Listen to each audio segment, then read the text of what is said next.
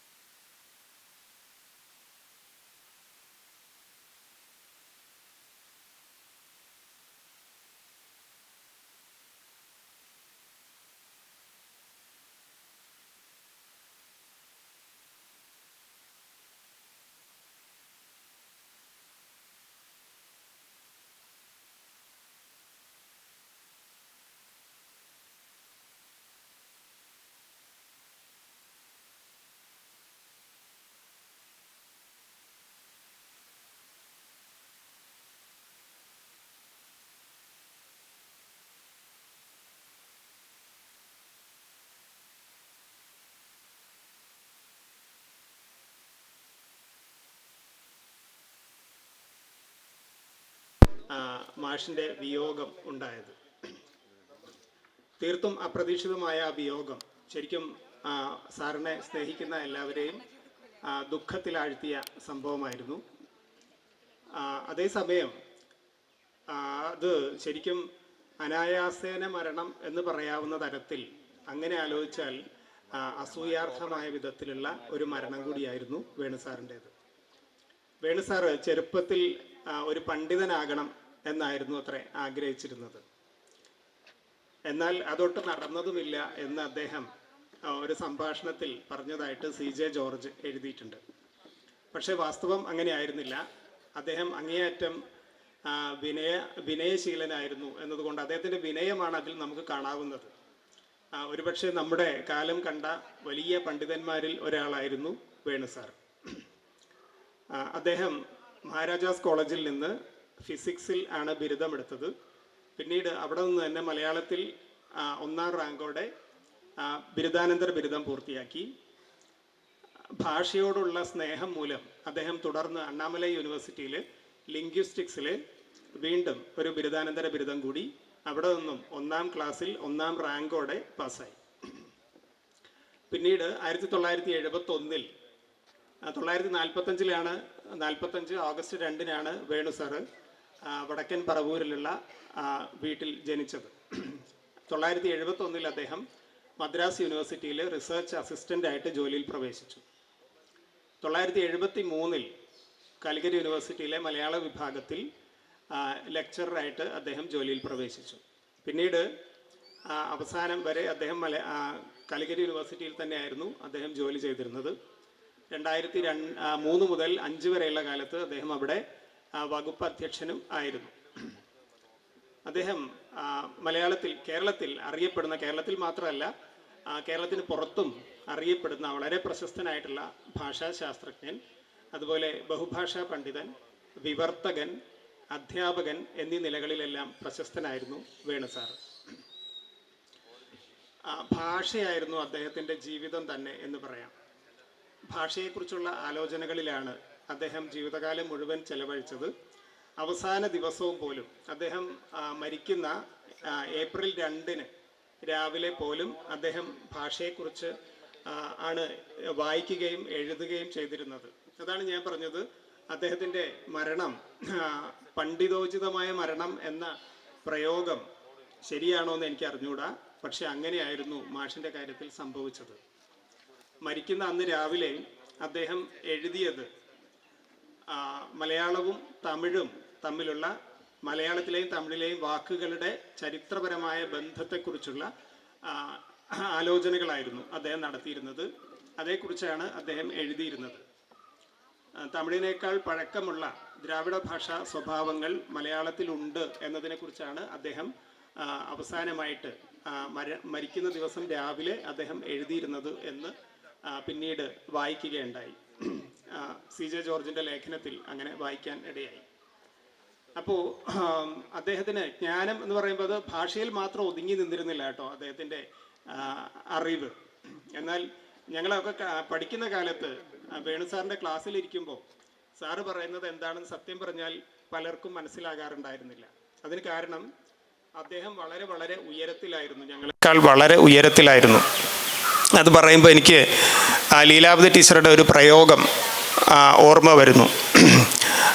ഉഡ്ഡയനശീലമായ ഗാരുഡ ചേതന എന്ന് ലീലാവതി ടീച്ചർ ഉള്ളൂരിനെ കുറിച്ച് പറഞ്ഞിട്ടുണ്ട്. ഉഡ്ഡയനശീലമായ ഗാരുഡ ചേതന. അതുപോലെ ശീലമായിരുന്നു അദ്ദേഹത്തിൻ്റെ. ശരിക്കും അദ്ദേഹം അങ്ങനെ വളരെ ഉയർന്നു പറക്കാൻ ആഗ്രഹിച്ചിരുന്ന വിദ്യാർത്ഥികളിൽ നിന്ന് വാസ്തവത്തിൽ വളരെ ഉയരത്തിലായിരുന്നു അദ്ദേഹത്തിൻ്റെ നില. അതുകൊണ്ട് തന്നെ അദ്ദേഹത്തിൻ്റെ ക്ലാസ്സുകൾ തുടക്കത്തിൽ നമുക്ക് മനസ്സിലാക്കാൻ ബുദ്ധിമുട്ടാണ്. വളരെ ആസ്വദിച്ചുകൊണ്ട്, സ്വയം ആസ്വദിച്ചുകൊണ്ടായിരുന്നു വേണു സാർ ക്ലാസ് എടുക്കുക. പക്ഷേ അതേസമയം അദ്ദേഹം മണ്ണിലേക്ക് ഇറങ്ങി വന്ന് കുട്ടികളുമായിട്ട് അടുത്ത ബന്ധം സൂക്ഷിക്കുന്നതിനും, ബന്ധം എന്ന് പറയുമ്പോൾ എല്ലാവരെയും സമദർശിതയോടെ കാണാനുള്ള സവിശേഷമായ കഴിവ് മാഷക്കുണ്ടായിരുന്നു. സാധാരണഗതിയിൽ ഇത്തരത്തിലുള്ള ഒരു പണ്ഡിതനിൽ നിന്ന് പ്രതീക്ഷിക്കാത്ത വിധത്തിൽ കുട്ടികളോട് അടുപ്പം പുലർത്താൻ, അല്ലെങ്കിൽ കുട്ടികളെ എല്ലാവരെയും, അദ്ദേഹത്തിൻ്റെ വിദ്യാർത്ഥികളെയും സമഭാവനയോടെ കാണാനുള്ള കഴിവ് ആണ് മറ്റ് പണ്ഡിതരിൽ നിന്ന് അദ്ദേഹത്തെ വേർതിരിച്ച് നിർത്തിയിരുന്നത് എന്നാണ് എനിക്ക് തോന്നിയിട്ടുള്ളത്. പിന്നെ അദ്ദേഹത്തിൻ്റെ പുസ്തകങ്ങളെ പറ്റി പറയുമ്പോൾ അദ്ദേഹം അധികം പുസ്തകങ്ങളൊന്നും എഴുതിയിട്ടില്ല. വാസ്തവത്തിൽ അദ്ദേഹത്തിന് സാധ്യമായിരുന്ന അത്രയും പുസ്തകങ്ങൾ അദ്ദേഹം എഴുതിയിട്ടില്ല. കുറച്ച് പുസ്തകങ്ങൾ മാത്രമേ എഴുതിയിട്ടുള്ളൂ. വാസ്തവത്തിൽ അദ്ദേഹത്തിൻ്റെ അറിവും പരിചയവും ഒക്കെ വെച്ച് നോക്കുമ്പം അദ്ദേഹത്തിന് ഒരുപാട് എഴുതാനുള്ള സാധ്യത ഉണ്ടായിരുന്നു. പക്ഷേ അദ്ദേഹം വളരെ കുറച്ചേ എഴുതിയിരുന്നുള്ളൂ. അത് അദ്ദേഹത്തിൻ്റെ ഒരു പ്രകൃതമായിരുന്നു. അദ്ദേഹത്തിൻ്റെ പുസ്തകങ്ങൾ സ്വനമണ്ഡലം, നോം ചോംസ്കി എന്ന പേരിൽ ഒരു പുസ്തകം അദ്ദേഹം എഴുതിയിട്ടുണ്ട്. നോം ചോംസ്കി കേരളത്തിൽ വന്ന സമയത്ത് കൈരളി ടി വിക്ക് വേണ്ടി അദ്ദേഹത്തെ ഇൻ്റർവ്യൂ ചെയ്തതും വേണു സാറായിരുന്നു. ഭാഷാർത്ഥം എന്ന പുസ്തകത്തിന് കേരള സാഹിത്യ അക്കാദമി അവാർഡ് ലഭിക്കുകയുണ്ടായി. വാക്കിൻ്റെ വഴികൾ എന്നാണ് ഒരു പുസ്തകത്തിൻ്റെ പേര്. വാസ്തവത്തിൽ ഈ ഒരു പേര് അദ്ദേഹത്തിൻ്റെ ജീവിതത്തിന് തന്നെ അന്വർത്ഥമായിരുന്നു. വാക്കിൻ്റെ വഴികൾ അന്വേഷിച്ചാണ് വേണു സാറ് ജീവിതകാലം മുഴുവൻ ചെലവഴിച്ചതെന്ന് പറയാം. അദ്ദേഹത്തിൻ്റെ വീടിൻ്റെ പേര് വാണി എന്നാണ്. അതും വാക്ക് എന്ന് തന്നെയാണ് അതിൻ്റെയും അർത്ഥം. ചിതറിപ്പോയ സിംഹനാദവും ചില ഭാഷാ വിചാരങ്ങളും എന്ന പേരിൽ അദ്ദേഹത്തിൻ്റെ ഒരു നിരൂപണ കൃതിയുണ്ട്. പ്രാതിശാഖ്യ പ്രവേശം എന്ന പേരിലൊരു കൃതി. പിന്നെ തമിഴിൽ നിന്ന് ട്രാൻസ്ലേറ്റ് ചെയ്തിട്ടുള്ള പുസ്തകങ്ങളുണ്ട്. ലീലാതിലകം സാമൂഹിക ഭാഷാശാസ്ത്ര ദൃഷ്ടിയിൽ എന്ന എസ് വി ഷൺമുഖത്തിൻ്റെ പുസ്തകം അദ്ദേഹം 1995 മലയാളത്തിലേക്ക് ട്രാൻസ്ലേറ്റ് ചെയ്തു. കേരള പാണിനീയ പീഠികാ പഠനം ഭാഷാശാസ്ത്ര വീക്ഷണത്തിൽ എന്ന പുസ്തകവും അതും എസ് വി ഷൺമുഖത്തിൻ്റെ തന്നെയാണ്. ഈ പുസ്തകവും അദ്ദേഹം മലയാളത്തിലേക്ക് ട്രാൻസ്ലേറ്റ് ചെയ്തിട്ടുണ്ട്. പിന്നെ ഒരു നോവൽ, തമിഴ് നോവൽ, തോപ്പിൽ മുഹമ്മദ് മീരാൻ്റെ കൂനൻ തോപ്പ് എന്ന തമിഴ് നോവൽ അദ്ദേഹം മലയാളത്തിലേക്ക് വിവർത്തനം ചെയ്തു. അതിന് വിവർത്തനത്തിനുള്ള കേന്ദ്ര സാഹിത്യ അക്കാദമി അവാർഡും ലഭിക്കുകയുണ്ടായി. പിന്നീട് അദ്ദേഹത്തിന് സമഗ്ര സംഭാവനയ്ക്ക് 2015 കേരള സാഹിത്യ അക്കാദമി അവാർഡ് ലഭിക്കുകയുണ്ടായി. അപ്പോൾ വേണു സാറിനെ പറ്റി പറയുമ്പോൾ അദ്ദേഹത്തിന് മലയാളം ആയിരുന്നു അദ്ദേഹം പഠിപ്പിച്ചിരുന്നത്, മലയാളം ഭാഷാശാസ്ത്രമായിരുന്നു പഠിപ്പിച്ചിരുന്നത്. എന്നാൽ അതിൽ മാത്രം ഒതുങ്ങി നിന്നിരുന്നില്ല. അദ്ദേഹത്തിൻ്റെ ജ്ഞാനതൃഷ്ണ മറ്റ് ശാസ്ത്ര മേഖലകളിലും മറ്റ് വിജ്ഞാന മേഖലകളിലുമെല്ലാം ഒരുപോലെ വ്യാപരിച്ചിരുന്ന പ്രകൃതമായിരുന്നു അദ്ദേഹത്തിൻ്റേത്. ഞാൻ കൂടുതൽ ദീർഘിപ്പിച്ച് പറയുന്നില്ല. നമുക്ക് ഇവിടെ വേണു സാർ അനുസ്മരണം നടത്തുന്നതിന് വേണ്ടി എത്തിയിട്ടുള്ളത് പ്രൊഫസർ സി രാജേന്ദ്രൻ സാറാണ്. സാറിനെ പറ്റി പറയുമ്പോൾ സാറ് കാലിക്കറ്റ് യൂണിവേഴ്സിറ്റിയിലെ സംസ്കൃത ഡിപ്പാർട്ട്മെൻറ്റിലെ അധ്യക്ഷനായിരുന്നു. സാറ് 38 വർഷം അധ്യാപന പരിചയം ഉണ്ട്. പല കോളേജുകളിലും സർവകലാശാലകളിലുമായിട്ട് 38 വർഷം അധ്യാപന പരിചയമുള്ള സാറ് 36ഓളം പുസ്തകങ്ങൾ എഴുതിയിട്ടുണ്ട്. 200-ലധികം ഗവേഷണ പ്രബന്ധങ്ങൾ രചിച്ചിട്ടുണ്ട്. സാറിനെ പറ്റി ഓർക്കുമ്പം എനിക്ക് വേണു സാറിനോടുള്ളതുപോലെ തന്നെയുള്ള ആദരവും സ്നേഹവും രാജേന്ദ്രൻ സാറിനോടും ഉണ്ട്. സാറിൻ്റെ ക്ലാസ്സിൽ ഒരിക്കൽ മാത്രമേ എനിക്ക് ഇരിക്കാൻ സാധിച്ചിട്ടുള്ളൂ. അത് കോളേജ് അധ്യാപകർക്ക് വേണ്ടിയുള്ള ഓറിയൻറ്റേഷൻ കോഴ്സിലായിരുന്നു. 2006 ഞാൻ കോളേജ് സർവീസിൽ വന്ന വർഷത്തിൽ നടന്ന ഓറിയൻറ്റേഷൻ കോഴ്സിലാണ് സാറിൻ്റെ ക്ലാസ്സിൽ ഇരിക്കാൻ കഴിഞ്ഞത്. 3 മണിക്കൂറുള്ള ക്ലാസ് 3 മണിക്കൂർ പോയത് അറിഞ്ഞതേയില്ല. അത്ര മനോഹരമായിരുന്നു സാറിൻ്റെ ക്ലാസ്. അത് മാത്രമല്ല, സാറ് ബ്ലാക്ക് ബോർഡ് ഉപയോഗിക്കുന്ന രീതി, ആ ക്ലാസ്സിൽ പറഞ്ഞ പ്രധാന പോയിന്റുകൾ മുഴുവൻ ബോർഡിൻ്റെ ഒരറ്റം മുതൽ മറ്റേ അറ്റം വരെ എഴുതിയിട്ടാണ് അദ്ദേഹം ക്ലാസ് എടുത്തിരുന്നത്. അപ്പോൾ നമുക്ക് ആ ബോർഡിൽ നോക്കിയാൽ ആ ക്ലാസ്സിൻ്റെ പൂർണ്ണമായ ചിത്രം, പോയിൻറ്റ്സ് മുഴുവൻ അവിടെ ഉണ്ടായിരുന്നു. ഒരു മാതൃകാ ക്ലാസ് എങ്ങനെയായിരിക്കണം എന്ന് സാറിൻ്റെ ക്ലാസ്സാണ് ഇപ്പോഴും ഞാൻ മനസ്സിൽ ഓർക്കാറുള്ളത്. അപ്പോൾ മാഷോട് ഉള്ള ആദരവ് ഞാൻ ഇവിടെ സൂചിപ്പിക്കാൻ ഉദ്ദേശിക്കുകയാണ്. അദ്ദേഹത്തിൻ്റെ പ്രധാനപ്പെട്ട പുസ്തകങ്ങളെപ്പറ്റി നേരത്തെ ഇവിടെ പറഞ്ഞു. പാഠവും പൊരുളും എന്ന പുസ്തകത്തിന് നിരൂപണത്തിനുള്ള കേരള സാഹിത്യ അക്കാദമി അവാർഡ് 2001 ലഭിച്ചു. സൗന്ദര്യശാസ്ത്രം എന്ന ഗ്രന്ഥത്തിന് GN പിള്ള എൻഡോമെൻ്റ് അവാർഡ് 2002. അതുപോലെ താരതമ്യ കാവ്യശാസ്ത്രം എന്ന ഗ്രന്ഥത്തിന് MS മേനോൻ എൻഡോമെൻ്റ് അവാർഡ് 2003 ലഭിച്ചു. വ്യാഖ്യാനശാസ്ത്രം എന്ന ഗ്രന്ഥത്തിന് IC ചാക്കോ എൻഡോമെൻ്റ് അവാർഡ് 2007 ലഭിച്ചു. പല വിദേശ രാജ്യങ്ങളിലും അദ്ദേഹം ഇൻവൈറ്റഡ് ലെക്ചർ നടത്തിയിട്ടുണ്ട്. Finland, Italy, England, Poland, check republic, France, Germany, Singapore, Thailand, Belgium തുടങ്ങി നിരവധി വിദേശ രാജ്യങ്ങളിൽ അനവധി യൂണിവേഴ്സിറ്റികളിൽ, ഈ പല രാജ്യങ്ങളിലും ഒന്നിലധികം യൂണിവേഴ്സിറ്റികളിൽ മാഷ് പ്രഭാഷണം നടത്തിയിട്ടുണ്ട്. മഹിമ ഭട്ടൻ്റെ വ്യക്തിവിവേകത്തെക്കുറിച്ചുള്ള പഠനത്തിനാണ് അദ്ദേഹത്തിന് കാലിക്കറ്റ് യൂണിവേഴ്സിറ്റിയിൽ നിന്ന് PhD ലഭിച്ചത്. അപ്പോൾ ഞാൻ കൂടുതൽ ദീർഘിപ്പിക്കുന്നില്ല. വളരെ ആരാധ്യനായിട്ടുള്ള വേണുസാറിൻ്റെ അനുസ്മരണ പ്രഭാഷണം നടത്തുന്നതിന് ഈക്വലി ആരാധ്യനായിട്ടുള്ള എന്ന് പറഞ്ഞാൽ വേണുസാറിൻ്റെ വളരെ അടുത്ത സുഹൃത്തും സഹപ്രവർത്തകനും സഹയാത്രികനും ഒക്കെ ആയിട്ടുള്ള രാജേന്ദ്രൻ സാറിനെ ഇന്നിവിടെ ലഭിച്ചു എന്നുള്ളത് നമ്മുടെ ഭാഗ്യമാണ്. അദ്ദേഹത്തെ ഈ പ്രഭാഷണത്തിന് വേണ്ടി ക്ഷണിക്കും.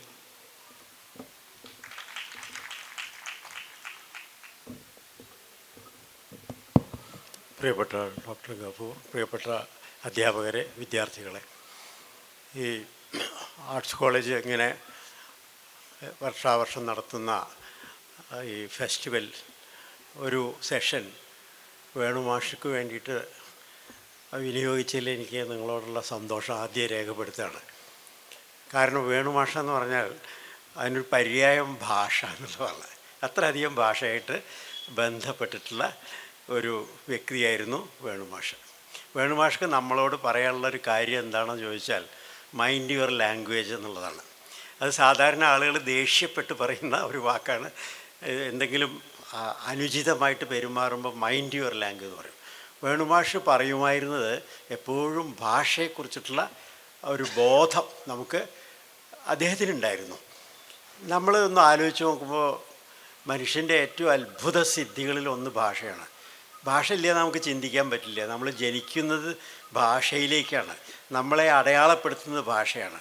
സമൂഹം നമ്മളെ അടയാളപ്പെടുത്തുന്നത് ഭാഷയാണ്. നമുക്ക് പേരില്ല വിചാരിക്കുക, എന്തായിരിക്കും സ്ഥിതി? നമ്മളെക്കുറിച്ച് ആളുകൾക്ക് വിവരിക്കാൻ പറ്റില്ല. അത്രയധികം നമ്മളുമായിട്ട്, നമ്മുടെ വ്യക്തിത്വമായിട്ട്, സമൂഹ ജീവിതമായിട്ട് ഒക്കെ വളരെ ഇഴുകിച്ചേർന്ന് നിൽക്കുന്ന ഈ പ്രതിഭാസം, ഇതിനെക്കുറിച്ചിട്ടാണ് വേണുമാഷ് മരണം വരെ ആലോചിച്ചതെന്നുള്ളതാണ് ഒരു പ്രത്യേകത അദ്ദേഹത്തിൻ്റെ. അപ്പോൾ അദ്ദേഹത്തിനെ പോലൊരു വ്യക്തി ഇവിടെ നമ്മളുടെ ഇടയിൽ കടന്നു. അഗാധ ബുദ്ധിമാനാണ്. ഫിസിക്സിൽ BSc എടുത്തതിന് ശേഷം ഇഷ്ടപ്പെട്ടിട്ട് മലയാളം MAക്ക് പോയതാണ്. അത് കഴിഞ്ഞിട്ട് ഞാൻ തമാശയായിട്ട് അദ്ദേഹത്തിനോട് പറയും, അതുകൊണ്ട് അരിശം തീരാഞ്ഞ് എന്ന് പറഞ്ഞ പോലെ അദ്ദേഹം അദ്ദേഹത്തിനോട് തന്നെ പറഞ്ഞിട്ടുള്ളതാണ്. അണ്ണാമല യൂണിവേഴ്സിറ്റിയിൽ പോയിട്ട് അദ്ദേഹം പ്രശസ്തരായുള്ള അധ്യാപകരുടെ SV ഷൺമുഖത്തിനെ പോലുള്ള പ്രശസ്തരായുള്ള അധ്യാപകരുടെ കീഴിൽ ആണ് അദ്ദേഹം ലിംഗ്വിസ്റ്റിക്സിൽ MA എടുത്തിട്ട് പിന്നെ മദ്രാസ് യൂണിവേഴ്സിറ്റിയിൽ വന്നത്. അതിനുശേഷം അഴീക്കോട് മാഷ് ഭാഷാശാസ്ത്രം പഠിപ്പിക്കുന്ന ഒരാളെ നോക്കി നടക്കുമ്പോഴാണ് വേണു സാറ് അവിടെ വരുന്നത്. അതിമനോഹരമായിട്ടുള്ള ഇൻ്റർവ്യൂവിലൂടെ അദ്ദേഹം നിഷ്പ്രയാസം, അന്നൊക്കെ യൂണിവേഴ്സിറ്റി എന്നൊക്കെ പറഞ്ഞാൽ എന്തായിരുന്നു എന്ന് ഇപ്പോൾ ആലോചിക്കുമ്പോൾ ഒരു അത്ഭുതം തോന്നും. ഇന്നും എല്ലാ സ്ഥലത്തും യൂണിവേഴ്സിറ്റികളും പ്രൈവറ്റ് യൂണിവേഴ്സിറ്റികളും എല്ലാം ആയിരിക്കുന്ന ഇതുപോലെ ആയിരുന്നില്ല അന്ന് കോഴിക്കോട് സർവകലാശാല. അന്ന് ആ കാലത്ത് വലിയ ഒരു ദൈക്ഷണികമായ സ്ഥാനം ആയിരുന്നു ഒരു കോഴിക്കോട് ഒരു സർവകലാശാലയിലെ അധ്യാപകൻ എന്നുള്ളതൊക്കെ. അപ്പോൾ അവിടെ അദ്ദേഹത്തിനെ ഞാൻ കാണുന്നത് 1974 അപ്പോൾ അതിന് ശേഷം ഞങ്ങളവർ വളരെ അഗാധമായിട്ടുള്ളൊരു ബന്ധം എങ്ങനെ വന്നതെന്ന് എനിക്ക് പറയാൻ പറ്റില്ല. സമാനമായിട്ടുള്ള താല്പര്യങ്ങളെ കൊണ്ടായിരിക്കും. അദ്ദേഹം എന്നേക്കാൾ എപ്പോഴും എന്നെ ഒരു അനിയനെ പോലെയാണ് കണക്കാക്കിയിരുന്നത്. എപ്പോഴും ഞങ്ങൾ ഒരുമിച്ചിട്ടാണ് നടക്കാറ്. എപ്പോഴും ക്യാൻറ്റീനിലേക്ക് ഒന്നിച്ചിട്ടാണ് പോവുക. അപ്പോൾ അതുകൊണ്ട് ചിലപ്പോൾ അവിടെ ഈ ചെക്കൊക്കെ എഴുതുന്ന ഒരു മുഹമ്മദ് ഉണ്ടായിരുന്നു. അപ്പോൾ ഞാൻ അവിടെ പോകുമ്പോൾ അദ്ദേഹം പറയും, എവിടെ ഏട്ടൻ എവിടെയാണ് ചോദിക്കുന്നോടെ. ഞാൻ ഏത് ഏട്ടൻ ചോദിച്ചു. അപ്പോൾ വേണു സാറിൻ്റെ ഏട്ടനല്ലേ, നിങ്ങൾ ഒരുമിച്ചല്ലേ നടക്കാറെന്ന് ചോദിക്കാറുണ്ട്. അതെന്താ അറിഞ്ഞില്ല, അങ്ങനെ ആളുകൾ വിചാരിച്ചിരുന്നു. വേണു സാറിനെ പറ്റി ഒരുപാട് അത്ഭുത കഥകളുണ്ട്. അദ്ദേഹം ഒരിക്കലും ഞങ്ങൾ ക്യാൻറ്റീനിൽ പോയി ഭക്ഷണം കഴിക്കുന്ന സമയത്ത് ആ ക്യാൻറ്റീൻകാരനായിട്ട് ബില്ല് കൊടുക്കുന്ന സമയത്ത് എന്തോ സംസാരിച്ചു. ഉടനെ വേണു സാറ് ചോദിച്ചു, കൊടുങ്ങല്ലൂരാണോ വീട് മാല്യങ്കരയാണോ വീട് ചോദിച്ചു. അപ്പോൾ അയാൾ അത്ഭുതപ്പെട്ടു, എങ്ങനെ സാറിന് അറിയിച്ച് ഞാൻ എൻ്റെ വീട് കൊടുങ്ങല്ലൂരാണത്. ഓ, അത് ഭാഷ അനുസരിച്ചിട്ട് മനസ്സിലാവുന്നു. ഈ കേരളത്തിൽ എവിടെയുള്ള ആളുകളുടെ ഭാഷയും അദ്ദേഹത്തിന് രണ്ട് വാക്കിലൂടെ മനസ്സിലാക്കാൻ പറ്റും. ഒരു ആക്സെൻറ്റിൽ നിന്നും അവരുടെ ആക്സെൻറ്റിനൊക്കെ എത്ര ഭംഗിയായിട്ടുള്ള തർജ്ജമ അദ്ദേഹം കൊടുത്തിട്ടുണ്ട്. സ്വരബലം എന്നാണ് അദ്ദേഹം കൊടുക്കുന്ന തർജ്ജമ. ആ ആക്സെൻറ്റിലൂടെയും പദച്ചേരുവകളിലൂടെയൊക്കെ അദ്ദേഹം മനസ്സിലാക്കും. ഒരിക്കൽ ഒരു അനുഭവം പറയുകയാണ്. ഞാൻ ഒരു ലേഖനം എഴുതി. അപ്പോൾ എൻ്റെ കൂടെ ഉണ്ടായിരുന്നു MP ശങ്കുണ്ണിയായിരുന്നു, നിങ്ങൾ കേട്ടിട്ടുണ്ടാവും, മലയാളത്തിലെ പ്രശസ്ത വിമർശനമായിട്ടുള്ള. അപ്പോൾ അതിലൊരു വാക്ക് ഞാൻ എഴുതിയിരുന്നു, ഈണം എന്നുള്ളൊരു വാക്ക്. അപ്പോൾ ശങ്കുണ്ണിയാർ ചോദിച്ചു, എവിടുന്ന് നിങ്ങൾക്ക് ഈ വാക്ക് കിട്ടി ചോദിച്ചു. ഇതൊരു തിരുവിതാംകൂർ വാക്കാണല്ലോ, എങ്ങനെ നിങ്ങളിത് ഉപയോഗിക്കണമെന്ന് ചോദിച്ചു. അപ്പോൾ ഞാൻ പറഞ്ഞു, നമ്മളിപ്പോൾ ട്യൂൺ എന്നുള്ള അർത്ഥത്തിലാണ് നമ്മൾ ഉപയോഗിക്കുന്ന, ഈണം എന്ന് എല്ലാവരും ഉപയോഗിക്കാറുണ്ട്, അങ്ങനെ ഉപയോഗിച്ചാണെന്ന് പറഞ്ഞു.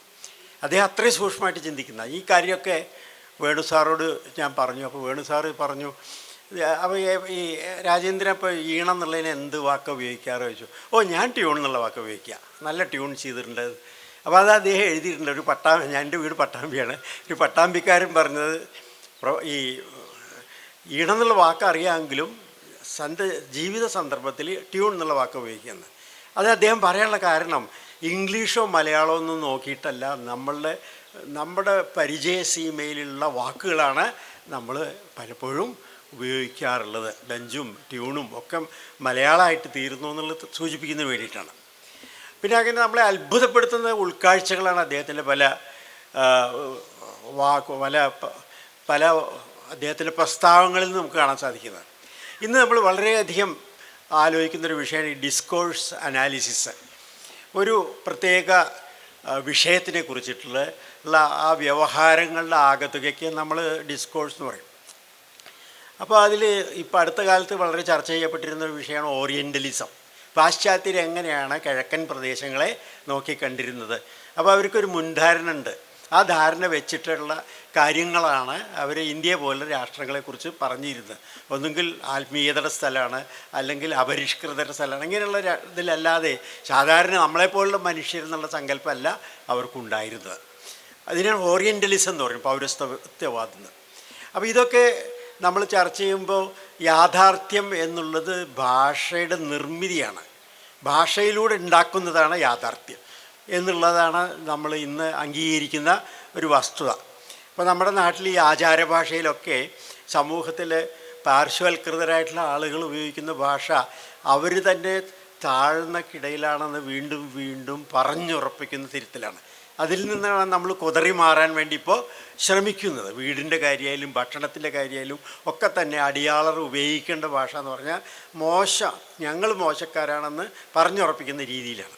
അപ്പോൾ ഇക്കാര്യമൊക്കെ വേണു സാറ് പറഞ്ഞത് എന്താണെന്നറിയോ? ഒരൊറ്റ സെൻറ്റൻസ്, എന്ത് മനോഹരമായിട്ടുള്ള, എല്ലാം പറഞ്ഞുണ്ടാക്കുന്നതാണെന്നാണ് അദ്ദേഹം പറഞ്ഞത്. ഇങ്ങനെ നമ്മൾ ഈ യാഥാർത്ഥ്യത്തിനെ പറഞ്ഞുണ്ടാക്കുന്നതാണ്. ഇപ്പോൾ സ്ത്രീകൾ അബലകളാണെന്നുള്ളത് നമ്മൾ പറഞ്ഞുണ്ടാക്കിയിട്ടുള്ള കാര്യമാണ്. ചില വിഭാഗത്തിൽപ്പെട്ടുള്ള ആളുകൾ അപകൃഷ്ടരാണെന്നുള്ളത് നമ്മൾ പറഞ്ഞുണ്ടാക്കിയിട്ടുള്ള കാര്യമാണെന്നൊക്കെ അത് ഒരൊറ്റ വാക്യത്തിൽ തനി മലയാളിത്വം തുളുമ്പുന്ന ഒരു വാക്യത്തിലൂടെ അദ്ദേഹത്തിന് പറഞ്ഞു ഫലിപ്പിക്കാൻ സാധിച്ചു. അപ്പോൾ അത്രയും ഷാർപ്പാണ് അദ്ദേഹത്തിൻ്റെ ഒരു അദ്ദേഹത്തിൻ്റെ ബുദ്ധിയെന്ന് നമുക്ക് കാണാൻ സാധിക്കും. അപ്പം അദ്ദേഹം വളരെ ആഴത്തിൽ ഭാഷയെക്കുറിച്ചിട്ട് ആലോചിച്ചിട്ടുള്ള വ്യക്തിയാണ്. അതിൽ അദ്ദേഹത്തിനെ ഏറ്റവും അധികം സ്വാധീനിച്ചിട്ടുള്ള ഒരു വ്യക്തി ഇവിടെ അദ്ദേഹം പറഞ്ഞ പോലെ നമ്മുടെ നോം ചോംസ്കിയാണ്. ചോംസ്കിയുടെ ഭാഷാചിന്തകളെക്കുറിച്ചിട്ടുള്ള ഒരു കൊച്ചു പുസ്തകം അദ്ദേഹം എഴുതിയിട്ടുള്ളൂ. ആ പുസ്തകത്തിൽ ഇന്ന് അദ്ദേഹം അത് റിവൈസ് ചെയ്യാൻ വേണ്ടി അദ്ദേഹത്തിൻ്റെ ശിഷ്യന്മാരെ കൂടി പരമാവധി ശ്രമിച്ചു. പക്ഷേ അദ്ദേഹം അതിന് വഴങ്ങിയില്ല. ഒരുപാട് മാറ്റേണ്ടി വരും എന്ന് പറഞ്ഞ് അദ്ദേഹം മിണ്ടാതിരിക്കുകയും. അദ്ദേഹത്തിൻ്റെ പ്രത്യേകത അങ്ങനെ ഒരിക്കലും സംഭവം ഞാൻ പറയാം. അദ്ദേഹത്തിൻ്റെ സമഗ്ര സംഭാവനയ്ക്ക് കേരള സാഹിത്യ അക്കാദമി അവാർഡ് കൊടുത്ത സമയത്ത് ഞാൻ വിളിച്ചു. അപ്പോൾ പറയുകയാണ് അദ്ദേഹം, എന്തൊരു നാണക്കേടെന്ന് പറഞ്ഞു. എനിക്ക് അത്ഭുതം തോന്നി. അങ്ങനെയാണ് അദ്ദേഹം ഇങ്ങനെയുള്ള അവാർഡൊക്കെ എനിക്കൊക്കെ തരിക എന്ന് പറഞ്ഞ് അങ്ങനെയാണ് അദ്ദേഹം അതിനെ കണ്ടിരുന്നത്. അപ്പോൾ നമുക്ക് അത്ഭുതം തോന്നും. സാധാരണ ആളുകൾ അവനവനൊരു അവാർഡ് കിട്ടുക എന്ന് പറഞ്ഞാൽ അതിനെ കൊട്ടി ഘോഷിക്കുകയോ ഫേസ്ബുക്കിൽ പോസ്റ്റ് ഇടുകയോ ഒക്കെ ചെയ്യുമെന്ന് പറഞ്ഞാൽ നമ്മളെല്ലാവരും അതിലൊന്നും ഒരു തെറ്റുമില്ല. പക്ഷെ വേണു സാർ ഞാനൊക്കെ ഇതിന് അർഹനാണോ എന്നുള്ളൊരു മട്ടിലാണ് അദ്ദേഹം ഇതൊക്കെ എടുത്തിരുന്നത്. ഇതിനേക്കാൾ എത്രയോ വലിയ അവാർഡുകൾ ലഭിക്കാൻ അർഹനായിട്ടുള്ള വ്യക്തിയാണ് എന്നുള്ളത് കൂടി നമ്മൾ ഓർമ്മിക്കണം.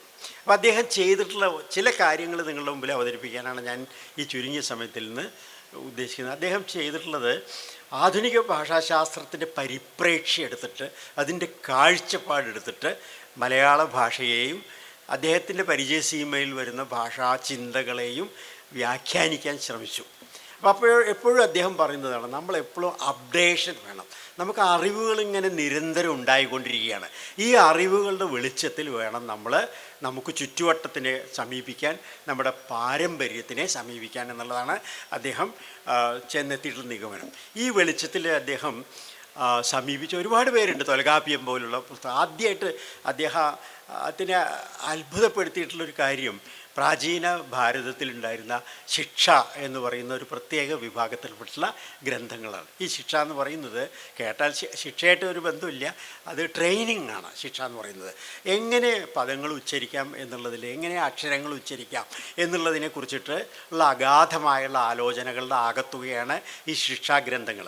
അതിനുള്ള കാരണം എന്താണെന്ന് പറഞ്ഞാൽ, പ്രാചീന ഭാരതീയർ വൈദിക മന്ത്രങ്ങൾ തെറ്റുകൂടാതെ ഉച്ചരിക്കണം എന്ന് നിർബന്ധ ബുദ്ധിയുള്ളവരായിരുന്നു. അതിനുള്ള കാരണം തെറ്റി മന്ത്രങ്ങൾ ഉച്ചരിച്ചാൽ നമുക്ക് അത് നേരെ വിപരീത ഫലം ചെയ്യും എന്നുള്ളൊരു വിശ്വാസമാണ്. ഇതൊക്കെ വിശ്വാസമാണ്. പക്ഷേ ആ വിശ്വാസത്തിൻ്റെ ഫലമായിട്ടുണ്ടായിട്ടുള്ള ഈ ശിക്ഷ എന്നുള്ള ഒരു പ്രത്യേക ഗ്രന്ഥസമുച്ചയം, ഒരു പഠന വിഷയം, അതിലൂടെ വാസ്തവത്തിൽ ചെയ്ത് ഈ ഫൊണറ്റിക്സിൻ്റെ മാപ്പിംഗ് ആണ്. പ്രാചീന ഭാരതീയർ അത്ഭുതകരമായ വിധത്തിൽ മുന്നേറി. എങ്ങനെയാണ് അക്ഷരങ്ങളെ ഉച്ചരിക്കുന്നത്, അപ്പോൾ അതിനെ എങ്ങനെ അവയെ വിഭജിക്കാൻ സാധിക്കും, എന്താണ് സ്വരങ്ങളും വ്യഞ്ജനങ്ങളും തമ്മിലുള്ള വ്യത്യാസം, ഇത് തുടങ്ങിയിട്ടുള്ള നൂറായിരം കാര്യങ്ങൾ ഇതിൽ അതിഗഹനമായിട്ട് ചർച്ച ചെയ്യുന്നുണ്ട്. അപ്പോൾ ഈ ഒരു ഗ്രന്ഥങ്ങൾ പാശ്ചാത്യർ പഠിക്കാൻ തുടങ്ങിയത് 19-ാം നൂറ്റാണ്ടിലാണ്. അപ്പോൾ അല്ലനെ പോലുള്ള ആളുകൾ ഇത് അത്ഭുത പരതന്ത്രരായിട്ട് അദ്ദേഹം പുസ്തകം എഴുതിയിട്ടുണ്ട്. ഈ പുസ്തകങ്ങളിലൂടെ പരിചയപ്പെട്ടുള്ള ശിക്ഷാഗ്രന്ഥങ്ങൾ വായിച്ചപ്പോൾ വേണു സാറ് വളരെ അത്ഭുത പരതന്ത്രനായി. അദ്ദേഹം പറഞ്ഞു, ഇത് നമ്മുടെ വലിയൊരു ഈടുവയ്പ്പാണ്. കാരണം പാശ്ചാത്യർക്ക് അറിഞ്ഞുകൂടാത്തൊരു കാര്യമാണ്. ഇപ്പോൾ നമ്മൾ ക ഖ ഗ ഖ എന്നുള്ള അക്ഷരങ്ങൾ മാല എടുത്തു വെക്കുമ്പോൾ ഈ ഇന്ന് അധ്യാപകർ പഠിപ്പിച്ചു കൊടുക്കുക രണ്ടാമത്തെ ക എന്നാണ് പറയുക, ക ഖ ഘ അല്ലേ? എന്താ രണ്ടും തമ്മിൽ വ്യത്യാസം? ഇത് വളരെ കൃത്യമായിട്ട് ഒന്ന് നാദിയാണ്, ഒന്ന് ഘോഷിയാണ് എന്നുള്ളതൊക്കെ ഇവർ കൃത്യമായിട്ട് പറയുന്നുണ്ട്. അപ്പോൾ ഇങ്ങനെ വളരെ ഈ അറിവുകളൊക്കെ പാശ്ചാത്യരെ അത്ഭുതപ്പെടുത്തി. അവർ പറയും, ഞങ്ങൾ ഈ ജർമ്മൻകാർ നൂറ്റാണ്ടുകളായിട്ട് എന്താണ് ഈ ഖരവും ഘോഷവും തമ്മിലുള്ള വ്യത്യാസം എന്നറിയാതെ കുഴങ്ങുകയായിരുന്നു. ഈ ശിക്ഷാഗ്രന്ഥങ്ങൾ പഠിച്ചപ്പോഴാണ് ഇത് മനസ്സിലായത്. അതോടുകൂടിയിട്ട് പാശ്ചാത്യരുടെ ഇടയിൽ ഇത് വലിയൊരു വിപ്ലവം ഉണ്ടാവുകയാണ്. അവർ ഭാഷാശാസ്ത്രത്തിലേക്ക് ഈ സങ്കല്പങ്ങൾ മുഴുവൻ ഉൾച്ചേർത്തു. ഒരു ചെറിയ ഉദാഹരണം പറയാം. നമ്മൾ ടവർഗ ഉണ്ടല്ലോ, ഈ ടവർഗത്തിനെ ഈ റിട്രോഫ്ലെക്സ് എന്നാണ് പറയുക ഇംഗ്ലീഷിൽ. അതിന് കാരണം നാവ് മടക്കിയിട്ടാണ് നമ്മളത് ഉച്ചരിക്കുക. നിങ്ങൾക്ക് നോക്കിയാൽ അറിയാം, ഒരു മടക്കുണ്ട് ടവർഗത്തിൽ, ട എന്ന് പറയുമ്പോൾ. അപ്പോൾ ഈ റിട്രോഫ്ലെക്സ് എന്നുള്ള വാക്ക് പാശ്ചാത്യർ ഉപയോഗിക്കാൻ തുടങ്ങിയത് ശിക്ഷാഗ്രന്ഥങ്ങൾ വഴിച്ചിട്ടാണ്. കാരണം അതിൽ കൃത്യമായിട്ട് പറയുന്നത് ടവർഗം ഉച്ചരിക്കുന്നത് പോലെയല്ല ടവർഗം. അപ്പോൾ നാവിൻ്റെ അറ്റം നമ്മൾ മടക്കിയിട്ടാണ് ഉച്ചരിക്കുക എന്നുള്ളത് ഈ ശിക്ഷാഗ്രന്ഥങ്ങളിലും പ്രാതിശാഖ്യ ഗ്രന്ഥങ്ങളിലും പറഞ്ഞിട്ടുണ്ട്. ഇങ്ങനെ നൂറായിരം കാര്യങ്ങൾ വന്നിട്ടാണ് ആധുനിക ഭാഷാശാസ്ത്രം, പ്രത്യേകിച്ച് ഈ സ്വനശാസ്ത്രം, ഫൊണറ്റിക്സ് വളരെയധികം മുന്നേറിയത്. ഈ ഫൊണറ്റിക്സിൻ്റെ പ്രയോജനം എന്താണെന്നുള്ളത് കൂടി നമ്മൾ ആലോചിക്കണം. നമുക്ക് സംസാരശേഷി നഷ്ടപ്പെട്ട് കഴിഞ്ഞാൽ വീണ്ടും സംസാരശേഷി ലഭിക്കുന്നതിന് വേണ്ടിയിട്ട് നമ്മൾ സ്പീച്ച് തെറാപ്പി ഉപയോഗിക്കാറുണ്ട്. ഇതേപോലെ തന്നെ നമ്മൾ ഗൂഗിളിലൊക്കെ സ്പീച്ച് റെക്കഗ്നിഷൻ ഉണ്ടെന്ന്. നമ്മൾ നിങ്ങൾ സംസാരിക്കുമ്പോൾ നിങ്ങളുടെ ഭാഷ മനസ്സിലാക്കാൻ കമ്പ്യൂട്ടറിന് സാധിക്കുന്ന തരത്തിലുള്ള ടെക്നോളജി അതിലൊക്കെ വളരെയധികം ഉപയോഗപ്പെടുന്ന ഒരു വിഷയമാണ് ഈ ഫൊണറ്റിക്സ്. അപ്പോൾ ഇത് ഞാൻ പറയാൻ കാരണം, ഈ രീതിയിലുള്ളൊരു ഒരു സമീപനമാണ് നമ്മൾ പഴമയോട് കാണിക്കേണ്ടത്. അവർ ചെയ്തിട്ടുള്ള തെറ്റുകളൊക്കെ അതുപോലെ തുറന്നു പറയുക വേണം. അതേസമയം തന്നെ അതിലുള്ള അഗാധ വസ്തുതകൾ നമ്മൾ അംഗീകരിക്കണം. ഈ രീതിയിലാണ് അദ്ദേഹം ലീലാതിലകം എന്നുള്ള ഗ്രന്ഥത്തിനെ കാണുന്നത്. ലീലാതിലകത്തിനെ ആളുകൾ വളരെ പുച്ഛത്തോട് കൂടിയിട്ട് വീക്ഷിക്കുന്ന സമയത്ത് വേണു സാറ് പറയും അത് ശരിയല്ല. ലീലാതിലകത്തിൽ ഒരുപാട് കാര്യങ്ങൾ പറഞ്ഞിട്ടുണ്ട്. ഒന്നാമത് അത് മലയാളിയുടെ സ്വത്വ പ്രഖ്യാപനമാണെന്നാണ് അദ്ദേഹം പറഞ്ഞത്. മലയാളി എന്ന് പറയുന്ന ഒരു പ്രത്യേക ഭാഷാ വിഭാഗം നമ്മൾക്ക് വ്യത്യസ്തമായ ഒരു ഭാഷയുണ്ട് എന്ന് ഘോഷിക്കുന്ന ഒരു കൃതിയായിട്ടാണ് വേണു സാറ് ലീലാതിലകത്തിനെ വായിച്ചെടുത്തത്. അതിൽ വേറെ എന്തെല്ലാം അപാകതകളുണ്ടെങ്കിലും ഈ ഒരു വശം അതിലുണ്ട്. വേറെയും ഒരുപാട് കാര്യങ്ങൾ പറഞ്ഞിട്ടുണ്ട്. ഇതേപോലെ തന്നെയാണ് അദ്ദേഹം ഏറ്റവും അധികം വിലമതിച്ചിരുന്നത്. അദ്ദേഹം PhD എടുത്തിട്ടുള്ള അഴീക്കോട് മാഷ കീഴിലാണ്. അപ്പോൾ അത് ഒരുപാട് പറയാനുണ്ട്. കുറേ കാലം അദ്ദേഹം ഇങ്ങനെ ഉഴപ്പ് എന്നുള്ള അദ്ദേഹത്തിൻ്റെ ഒരു പ്രത്യേകതയായിരുന്നു. എന്തായാലും അദ്ദേഹം ആദ്യം ഈ കേരളപാണ്യം ഒരു പഠനം എന്ന് പറഞ്ഞാൽ ഉദ്ദേശിച്ചത്, പിന്നെ കേരളപാണ്യത്തിൻ്റെ പീഠിക ഒരു പഠനം എന്നുള്ളതിലേക്ക് ചുരുങ്ങി. പക്ഷെ അത് മതി, അത്രയും വേണ്ടു അദ്ദേഹം എഴുതുന്നതൊക്കെ. അതിലൂടെ നമുക്ക് മുഴുവൻ കിട്ടും. ഈ പീഠികയിൽ പറയാത്ത കാര്യങ്ങളൊന്നും മറ്റൊടത്തില്ല. അപ്പോൾ അതിൽ അദ്ദേഹം ഏറ്റവും അധികം ബഹുമാനിക്കുന്ന ഒരു വ്യക്തിയായി ഈ AR. കാരണം അത്ര ആഴത്തിലാണ് AR വസ്തുതകളെ നോക്കിക്കണ്ടുള്ളതെന്ന് അദ്ദേഹം ആ കൃതിയിലൂടെ തെളിയിക്കുകയാണ് തൻ്റെ പഠനത്തിലൂടെ. അപ്പോൾ അദ്ദേഹം ഈ വേണു സാറ് മഹാരാജാസ് കോളേജിലാണ് പഠിച്ചിരുന്നത്. ഈ പ്രശസ്തരായിട്ടുള്ള പല അധ്യാപകരും ലീലാവതി ടീച്ചറെ പോലൊക്കെ പ്രിയ ശിഷ്യനായിരുന്നു അദ്ദേഹം. അദ്ദേഹത്തിൻ്റെ ഒരു അധ്യാപകൻ്റെ പേരാണ് CL ആൻ്റണി മാഷ്.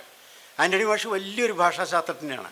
പക്ഷേ വേണു സാറ് ഭയങ്കരമായിട്ട് അദ്ദേഹത്തിനെ എതിർത്തുകൊണ്ട് ലേഖനം എഴുതി. കാരണം ആൻ്റണി മാഷ് ലീലാതിലകത്തിനെ കുറിച്ചിട്ട് ARനെ പറ്റിയിട്ട് തൻ്റെ പാണിനീയ ഭാഷ്യം, കേരള പാണിനീയ ഭാഷ്യം എന്നുള്ള പുസ്തകത്തിൽ വിമർശിച്ചിട്ടുള്ളത് മുഴുവൻ അടിസ്ഥാനരഹിതമായിട്ടുള്ളതാണെന്നും അദ്ദേഹത്തിന് വേണ്ടത്ര മനസ്സിലായിട്ടില്ലെന്നും ആൻ്റണി മാഷ് തന്നെ ശിഷ്യനായിട്ടുള്ള വേണുമാഷ് പറഞ്ഞിട്ടുണ്ട്. അപ്പോൾ നമ്മൾ കാര്യങ്ങൾ മനസ്സിലാക്കണം. അങ്ങനെ അപ്പോൾ പഴയത് മുഴുവൻ പഴഞ്ചനാണ് എന്ന് പറഞ്ഞുകൊണ്ട് നമ്മൾ തള്ളിക്കളയല്ല വേണ്ടത്. അതിൽ നിന്ന് ആവശ്യമുള്ള വസ്തുതകളും നമ്മൾ എടുക്കണം. ഈ ഒരു വസ്തുത തെളിയിക്കുന്നതിന് വേണ്ടിയിട്ട് അദ്ദേഹം നോം ചോംസ്കിയെക്കുറിച്ചുള്ള തൻ്റെ പുസ്തകത്തിൽ പറയുന്നൊരു കാര്യമുണ്ട്. നോം ചോംസ്കി പറയുന്നത് ഭാഷ എന്നുള്ളത് മനുഷ്യന് സഹജമായിട്ടുള്ള ഒരു സിദ്ധിയാണ്. മറ്റിപ്പോൾ മൃഗങ്ങളിലൊക്കെ നമുക്ക് തത്തയൊക്കെ പഠിപ്പിക്കാൻ പറ്റും, കുറച്ചൊക്കെ വാക്കുകളൊക്കെ പറയാൻ പറ്റും. ആൾക്കുരങ്ങനെ പഠിപ്പിക്കാൻ നോക്കി അതിൽ ഫലിച്ചിട്ടില്ല. പക്ഷെ മനുഷ്യനെ സംബന്ധിച്ചിടത്തോളം ഭാഷ എന്നുള്ളത് ഒരു സിദ്ധിയാണ്. ആ സിദ്ധി ഉണ്ടാവുന്നത് കുട്ടിക്കാലത്താണ്, ശൈശവ ദശയിലാണ്. ആ സമയത്ത് നമുക്ക് ഏത് ഭാഷ വേണമെങ്കിലും പഠിക്കാൻ പറ്റും. ഒരു 4 വയസ്സ് 5 വയസ്സുള്ളൊരു കുട്ടി അനേക ഭാഷകളുള്ള ഒരു സമൂഹത്തിൽ ആണ് ജീവിക്കുന്നതെങ്കിൽ ആ ഭാഷകളൊക്കെ ആ കുട്ടി പിക്കപ്പ് ചെയ്യും. അതിനുള്ള ബ്രെയിൻ ആ സമയത്ത് സജ്ജാണ്. പിന്നീട് കുറേ കാലം കഴിഞ്ഞതിന് ശേഷം ആകുമ്പോൾ ആ കഴിവ് കുറഞ്ഞു വരും എന്നാണ് ചോംസ്കി ഒരുപാട് തെളിവുകളുടെ അടിസ്ഥാനത്തിൽ അദ്ദേഹം പറഞ്ഞിട്ടുള്ളത്. ഇപ്പോൾ ഞങ്ങളുടെ കോഴിക്കോട് സർവകലാശാലയിൽ ഇങ്ങനെ അനുഭവമുണ്ട്. അച്ഛനമ്മമാർ ലക്നൗ എന്നൊക്കെ വരുന്നുണ്ടാവുക, വേണു സാറിൻ്റെ അയൽക്കാർ. കുട്ടികൾ മനോഹരമായിട്ടുള്ള മലപ്പുറം മലയാളം സംസാരിക്കുക. അച്ഛനമ്മമാർക്ക് മനസ്സിലാകുന്നില്ല അത് എന്നുള്ളത്. കാരണം നമുക്ക് ചുറ്റുമുള്ള ഭാഷ വളരെ വേഗം ഒരു ക്യാമറ എക്സ്പോസർ ആവുന്നതുപോലെ നമ്മളുടെ ബ്രെയിൻ അതിനെ മനസ്സിലാക്കും എന്നുള്ളത് അദ്ദേഹം പറഞ്ഞു. പിന്നെ അദ്ദേഹം പറഞ്ഞ എല്ലാ ഭാഷയ്ക്കും അടിസ്ഥാനപരമായുള്ള ചില സവിശേഷതകളുണ്ട്. ഒരു യൂണിവേഴ്സൽ ഗ്രാമർ ഉണ്ടെന്നാണ് അദ്ദേഹം പറഞ്ഞത്. ആ യൂണിവേഴ്സൽ ഒരു സാർവലൗകികമുള്ള വ്യാകരണം എല്ലാവരുടെയും മസ്തിഷ്കത്തിലുണ്ടെന്നാണ് ചോംസ്കി സിദ്ധാന്തിച്ചത്. അപ്പോൾ അത് ഒക്കെ ഉദാഹരിക്കുന്ന സമയത്ത് വേണു സാറിൻ്റെ മനസ്സ് എവിടെ ചെല്ലുന്ന പറഞ്ഞാൽ ചോംസ്കി പറയും തിരിയക്കുകളിൽ ചില സവിശേഷ വാസനകളുണ്ടല്ലോ കൂടുണ്ടാക്കുന്നതിനും പാട്ടുപാടുന്നതിനൊക്കെ എന്നാണ് ചോംസ്കി പറയുന്നത്. അതെന്ന് പറഞ്ഞാൽ വസന്തമാസമായ ആരും പറഞ്ഞു കൊടുക്കണ്ട കുയിലിന് പാട്ട് പാടാൻ വേണ്ടിയിട്ട്. അതുപോലെ കൂടുണ്ടാക്കുന്നതിന് വേണ്ടി എൻജിനീയറിംഗ് കോളേജിൽ പഠിക്കണ്ട, അല്ലേ? അവർക്ക് സ്വയം അറിയാം, അത് വാസനയാണ്. ഇതേപോലുള്ള മനുഷ്യൻ്റെ വാസനയാണെന്ന് പറയുന്ന ഭാഗം ഉദ്ധരിക്കുമ്പോൾ വേണു സാറ് പോകുന്നത് ഇത് ഭർതൃഹരി വാക്യപതീയത്തിൽ പറഞ്ഞിട്ടുണ്ടെന്ന്. മധോ പുംസ്കോകിലസ്യ കഹ എന്നാണ്. സ്വരവികാരം എങ്ങനെയാണ് മധുമാസത്തിൽ പുംസ്കോകിലത്തിന്, അതായത് കുയിലിന് ആരാണ് പറഞ്ഞ് കൊടുക്കുന്നത് എന്ന് അദ്ദേഹം ചോദിക്കുന്നു. അതുപോലുള്ള ഒരു വാസനാവിശേഷം അതിൻ്റെ ഈ ഭർതൃഹരി കൊടുക്കുന്നത് പ്രതിഭ എന്നുള്ള വാക്കാണ്. അപ്പോൾ ഈ ചോംസ്കി പറയുന്ന റൂൾ ഗവേൺഡ് ക്രിയേറ്റിവിറ്റിയാണ് ഭാഷ എന്നാണ്. അതാണ് വേണു സാർ എടുത്തു പറയുന്നത്. റൂൾ ഗവേൺഡ് ക്രിയേറ്റിവിറ്റി, നിയമവിധേയമായ സർഗശക്തിക്കാണ് നമ്മൾ ഭാഷ എന്ന് കൊടുക്കുന്നത്. ഒരു സർഗശക്തിയാണത്. കാരണം എന്താ വെച്ചാൽ കുട്ടികൾ സംസാരിക്കുമ്പോൾ കേട്ട വാക്യങ്ങളല്ല അവർ പറയുന്നത്. അവർ വാക്കുകൾ കേൾക്കുന്നുണ്ട്, പക്ഷേ അവർക്ക് വാക്യഘടന അവരുടെ മസ്തിഷ്കത്തിലുണ്ട്. ആ ഘടനയ്ക്ക് അനുസരിച്ചിട്ട് ഒരിക്കലും അവർ മുമ്പ് കേട്ടിട്ടില്ലാത്ത വാക്യങ്ങൾ ഉണ്ടാക്കി പറയാൻ അവർക്ക് സാധിക്കുന്നു. അത് സർഗശേഷിയാണ്. പക്ഷേ ആ സർഗശേഷി നിയമവിധേയമായിട്ടുള്ളതാണ്. ഇപ്പോൾ ഉദാഹരണത്തിന് ഞാനിപ്പോൾ പറയുകയാണ് ഈ ചായക്ക് നല്ല ചൂടുണ്ട് എന്ന് പറയുന്നത് മലയാളത്തിന് അനുവദനീയമാണ്. ചൂടെന്നുള്ളതിന് നമ്മൾ പര്യായപദമായിട്ട് ഉഷ്ണം എന്നുള്ള വാക്ക് ഉപയോഗിക്കും. ഈ ചായക്ക് നല്ല ഉഷ്ണമുണ്ടെന്ന് പറഞ്ഞാൽ മലയാളി പറയും അത് അനുവദനീയമല്ല.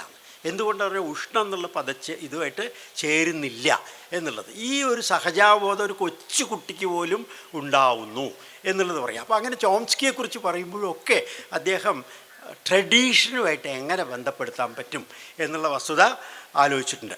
അപ്പോൾ ഈ വേണു സാറിൻ്റെ ആ അഗാധമായുള്ള ഉൾക്കാഴ്ചയ്ക്കൊരു ഉദാഹരണം ഇപ്പോൾ അടുത്ത കാലത്ത് ഉണ്ടായത് ഞാൻ പറയാം. അടുത്ത കാലത്ത് നടന്ന വലിയൊരു ചർച്ച, നമ്മൾ മലയാളം പഠിപ്പിക്കുമ്പോൾ അക്ഷരമാല പഠിപ്പിക്കണോ, അത് കുട്ടികൾ ക്ലാസ്സിൽ വന്നിട്ട് നാച്ചുറലായിട്ട് അവർക്ക് ഭാഷ കിട്ടില്ലേ, എന്തിനാണ് നമ്മൾ അക്ഷരമാലയ്ക്കൊക്കെ വേണ്ടി പോകുന്നത് എന്നുള്ളതാണ് ഒരു ചോദ്യം ഉണ്ടായിരുന്നത്. അതിൽ ശക്തിയായിട്ട് വേണു സാറ് വാദിച്ച് അക്ഷരമാല പഠിപ്പിക്കണം. കാരണം അതിലുള്ള ഡിസ്റ്റിൽഡ് വിസ്ഡം എന്ന് പറയുന്നത് അതിൽ രേഖപ്പെടുത്തി വെച്ചിട്ടുള്ള അതിലുള്ള അറിവ് അത് എത്രയാണ് നമുക്ക് പറയാൻ പറ്റില്ല. അദ്ദേഹം പറയണത് നമ്മുടെ മലയാളത്തിൽ അക്ഷരമാല എടുത്ത് നോക്കുമ്പോൾ തുറന്നുച്ചരിക്കുന്ന ആ, പിന്നീട് അതിനൊന്ന് കുറുതാക്കുന്ന ഈ, അത് കഴിഞ്ഞ് കൂടുതൽ കുറുതാക്കുന്ന ഊ, ഇങ്ങനെയുള്ള പ്രാഥമികമായിട്ടുള്ള സ്വരാക്ഷരങ്ങൾ, അവയുടെ ദീർഘങ്ങൾ, അതിനുശേഷം ക മുതൽ മ വരെയുള്ള സ്പർശാക്ഷരങ്ങൾ അല്ലേ, വർഗാക്ഷരങ്ങൾ എന്ന് പറയും. ആ വർഗാക്ഷരങ്ങളുടെ ഒരു സവിശേഷത എന്താണെന്ന് പറഞ്ഞാൽ ശ്വാസവായു പുറത്തേക്ക് വരുമ്പോൾ അവിടെ എവിടേക്കോ ചില തടസ്സങ്ങൾ സൃഷ്ടിച്ചിട്ട് അവയെ പെട്ടെന്ന് ഇല്ലാതാക്കുക. അതിന് ഇംഗ്ലീഷിൽ പ്ലോസീവ് എന്നാണ് പറയുക. ഒരു എക്സ്പ്ലോഷൻ ഉണ്ടാക്കുകയാണ്. ക പ എന്നൊക്കെ പറയുന്ന അത്തരത്തിലുള്ള ക മുതൽ മ വരെ. നമ്മൾ കമാന്നൊരു അക്ഷരം വേണ്ടിയില്ല എന്നൊക്കെ പറയുന്നതിൻ്റെ പിന്നിൽ ഈ അറിവുണ്ട്. ക മുതൽ മ വരെ. അതിന് ശേഷമുള്ള എരലവങ്ങൾ ഒരു ദ്രാവക രൂപത്തിൽ ലിക്വിഡ്സിനെ പോലുള്ള, അതിനുശേഷമുള്ള ഫ്രിക്കേറ്റീവ്സ് എന്ന് പറയുന്ന ശഷസഹങ്ങൾ, ഫ്രിക്ഷൻ ഉള്ളതുകൊണ്ടാണ് അവയ്ക്ക് ഫ്രിക്കേറ്റീവ്സ് എന്ന് ഇംഗ്ലീഷ് പറയുന്നത്. നമ്മൾ ഊഷ്മാക്കളെന്ന് പറയും. ഫ്രിക്ഷൻ ഉണ്ടാകുമ്പോൾ എപ്പോഴും ചൂടുണ്ടാവും, അതുകൊണ്ടാണ് ഫ്രിക്കേറ്റീവ്സ് എന്നുള്ള വാക്ക് ഉപയോഗിക്കുന്നത്. അപ്പോൾ ഇത്രയും വസ്തുതകൾ മുഴുവൻ, ഇത്രയും അധികം അറിവുകൾ മുഴുവൻ അടക്കം ചെയ്തിട്ടുള്ളതാണ് നമ്മുടെ അക്ഷരമാല. ഇത് ശിശുക്കൾക്ക് നിഷേധിക്കരുത്. വേണു സാറ് എഴുതിയതാണ്. ഇത് ശിശുക്കൾക്ക് മുലപ്പാൽ പോലെ ആവശ്യമായിട്ടുള്ള ഈ അക്ഷരമാല നമ്മുടെ ശിശുക്കൾക്ക് നിഷേധിക്കരുത് എന്നാണ് അദ്ദേഹം പറഞ്ഞത്. എന്നിട്ട് അദ്ദേഹം പറയും, അക്ഷരമാല പഠിച്ചില്ലെങ്കിൽ എന്താ വെച്ചാൽ എങ്ങനെയാണ് നിങ്ങൾ ഡിക്ഷണറി നോക്കുക, ഡിക്ഷണറിയിൽ എങ്ങനെയാണ് വാക്കുകൾ അവിടെ അടക്കി വെച്ചിട്ടുള്ളത്.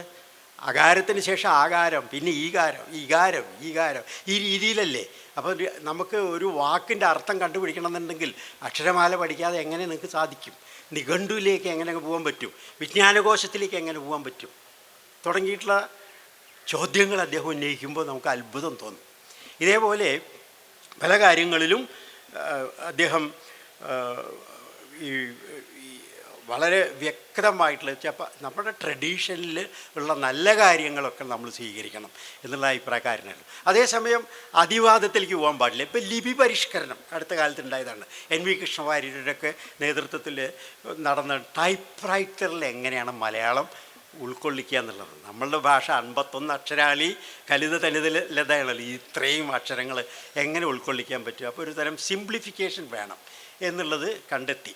കമ്പ്യൂട്ടർ വരുന്നതിന് മുമ്പാണ്. അപ്പോൾ ആ സമയത്ത് ഇപ്പോൾ നമുക്ക് കമ്പ്യൂട്ടർ ഉപയോഗിച്ചുകൊണ്ട് ഏത് അക്ഷരവും വളരെ രസകരമായിട്ട് അച്ചടിക്കാൻ പറ്റും. അപ്പോൾ ഈ ലിപി പരിഷ്കരണത്തിന് മുഴുവൻ തള്ളി പറയുന്നുണ്ട് പലരും. ഇപ്പോൾ വേണു സാറ് പറയുകയാണ് ലിപി പരിഷ്കരണത്തിന് കുറേ ദോഷങ്ങളുണ്ടെന്നുള്ള വസ്തു ഞാൻ അംഗീകരിക്കുന്നു. പക്ഷേ അതേസമയം ഇപ്പം നിങ്ങളുടെയൊക്കെ ജനറേഷൻ, ഞങ്ങളൊക്കെ കൂന്ന് എഴുതുന്നത് കായലിൽ വേറൊരു അക്ഷരം, നിങ്ങൾ ഒരു വരട്ടിയുടെ അടിയിലൊരു ഇതല്ലേ, ഒരു വൃത്തം വെച്ചിട്ടാണ് കൂന്ന് എഴുതുക അല്ലേ. ഞങ്ങളൊക്കെ പണ്ടത്തെ രീതിയിലാണ്. അപ്പോൾ വേണു സാർ പറഞ്ഞു കവർഗ് എടുത്ത് നോക്കൂ, കൂന്ന് എഴുതുന്നത് പണ്ടത്തെ കാലത്ത് എഴുതുന്നത് ഒരു പ്രത്യേക രീതിയിൽ, ഗൂന്ന് എഴുതുമ്പോൾ ഗാക്ക് തന്നെ മാറ്റം വരികയാണ്. പിന്നെ ഓരോ അക്ഷരങ്ങളും എടുത്ത് നോക്കുമ്പോൾ ഗൂന്ന് എഴുതുമ്പോൾ അവിടെ ഒരു മുറുക്കം ഇടുകയാണ് ചെയ്യുന്നത്. ഇങ്ങനെ അവ്യവസ്ഥിതമായിട്ടുള്ള ഉകാരത്തിനെ എങ്ങനെ റെപ്രസെൻ്റ് ചെയ്യണം എന്നുള്ളത് വളരെ ലളിതമായിട്ട് ഈ കമ്പ്യൂട്ടറിന്, ഈ ടൈപ്പ് റൈറ്ററിന് വേണ്ടി ഉപയോഗിക്കുമ്പോൾ ആ ഒരു പ്രത്യേക ലിപി വിന്യാസത്തിലൂടെ സാധിക്കും. അപ്പോൾ അത് സിംപ്ലിഫിക്കേഷനാണ്. അത് വളരെ ആവശ്യമാണ്, മനുഷ്യനെ സംബന്ധിച്ചിടത്തോളം വളരെ ആവശ്യമാണ്. അതുകൊണ്ട് ഈ ലിപി പരിഷ്കരണത്തിനെ കണ്ണടച്ച് എതിർക്കുകയല്ല വേണ്ടത്. നമുക്ക് ആവശ്യമുള്ള വസ്തുക്കൾ അതിൽ നിന്ന് എടുക്കാം, മറ്റത് തനിമയിലേക്ക് മടങ്ങി പോവാം. പണ്ടത്തെ മലയാളം എഴുതുന്നത് വളരെ ശാസ്ത്രീയമായിട്ടൊന്നല്ല. ഇപ്പോൾ പണ്ട് ഈ ദീർഘം ഉണ്ടായിരുന്നില്ല, ഈ എന്ന് ദീർഘം ഉണ്ടാവില്ല. അതുപോലെ കാട്, കാട് എന്ന് പണ്ട് എഴുതാൻ പറ്റില്ല. നമ്മൾ ഈ ചന്ദ്രക്കലയൊന്നും ഇല്ല. പിന്നെ എന്താ എഴുതുക? കാട, നായര എന്നൊക്കെയാണ് പണ്ടത്തെ ഭാഷയിൽ എഴുതുക. ഈ ലിപികളൊന്നും ഇല്ല. അപ്പോൾ ആ കാടത്തത്തിലേക്ക് നമ്മൾ എന്തിനു തിരിച്ചു പോകണം എന്നാണ് വേണു സാർ ചോദിക്കുന്നത്. അപ്പോൾ പഴമയെ നമ്മൾ നോക്കിക്കാണുന്നത് എപ്പോഴും ഒരു ക്രിറ്റിക്കൽ മൈൻഡ് സെറ്റോട് കൂടിയിട്ട് വേണം, അല്ലേ? അതിൽ നല്ല കാര്യങ്ങളുണ്ടെങ്കിൽ നമുക്ക് എടുക്കാം, അല്ലാത്തത് പഴയതാണെന്നുള്ളതുകൊണ്ട് അതേപോലെ സ്വീകരിക്കേണ്ട ആവശ്യം ഇല്ല എന്നുള്ളതാണ്. അപ്പോൾ അദ്ദേഹത്തിൻ്റെ ഒരു സെൻറ്റൻസിൽ എത്ര മനോഹരം: സ്വതന്ത്രവും നിരൂപണാത്മകവുമായ ദൃഷ്ടിയോടെ നവീനമായ പരികരങ്ങളാൽ സജ്ജമായ ഭാഷാശാസ്ത്ര വിനയന്മാരാണ് സാമ്പ്രദായിക വ്യാകരണത്തിൻ്റെ തന്നെയും ശരിയായ പഠിതാക്കൾ. നിങ്ങളൊക്കെ എങ്ങനെയാണ് ട്രഡീഷണൽ ഗ്രാമർ പഠിക്കേണ്ടത് എന്ന് ചോദിച്ചാൽ അദ്ദേഹം പറയും, you should be equipped with modern grammar. എന്നിട്ട് അതിൻ്റെ അറിവുകളുടെ വെളിച്ചത്തിൽ വേണം നമ്മൾ ലീലാതിലകോ ഈവൻ കേരളവാണിയോ ഒക്കെ അപഗ്രഥിക്കുന്നത് ആ രീതിയിലായിരിക്കണം എന്ന് അദ്ദേഹം പറയുന്നുണ്ട്.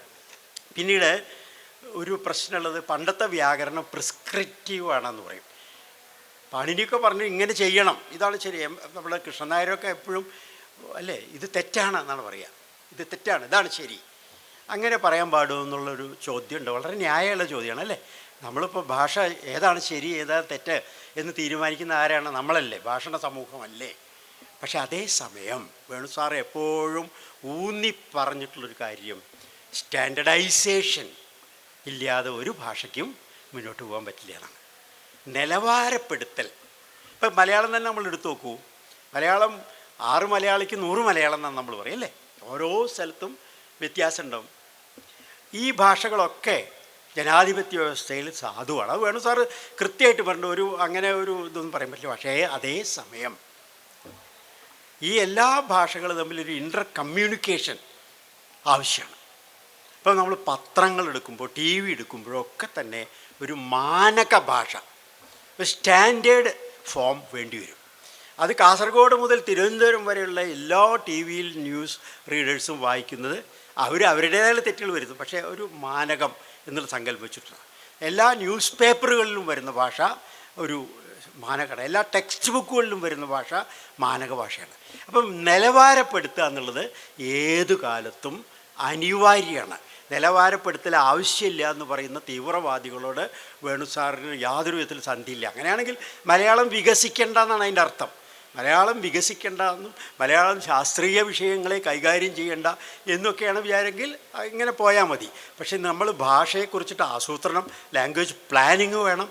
ഭാഷയെ നമ്മൾ ശാസ്ത്രീയ വസ്തുക്കൾക്ക് ഉപയോഗിക്കണം എന്നൊക്കെയാണ് നമ്മൾ ഉദ്ദേശിക്കുന്നത്. എന്താണ് മലയാളം കൊണ്ട് ചെയ്യാൻ പോകുന്നത്? വേണു സാർ എപ്പോഴും ചോദിക്കുന്ന ഒരു കാര്യമാണത്. എന്താണ് മലയാളി തൻ്റെ മലയാളം കൊണ്ട് ചെയ്യാൻ പോകുന്നത്?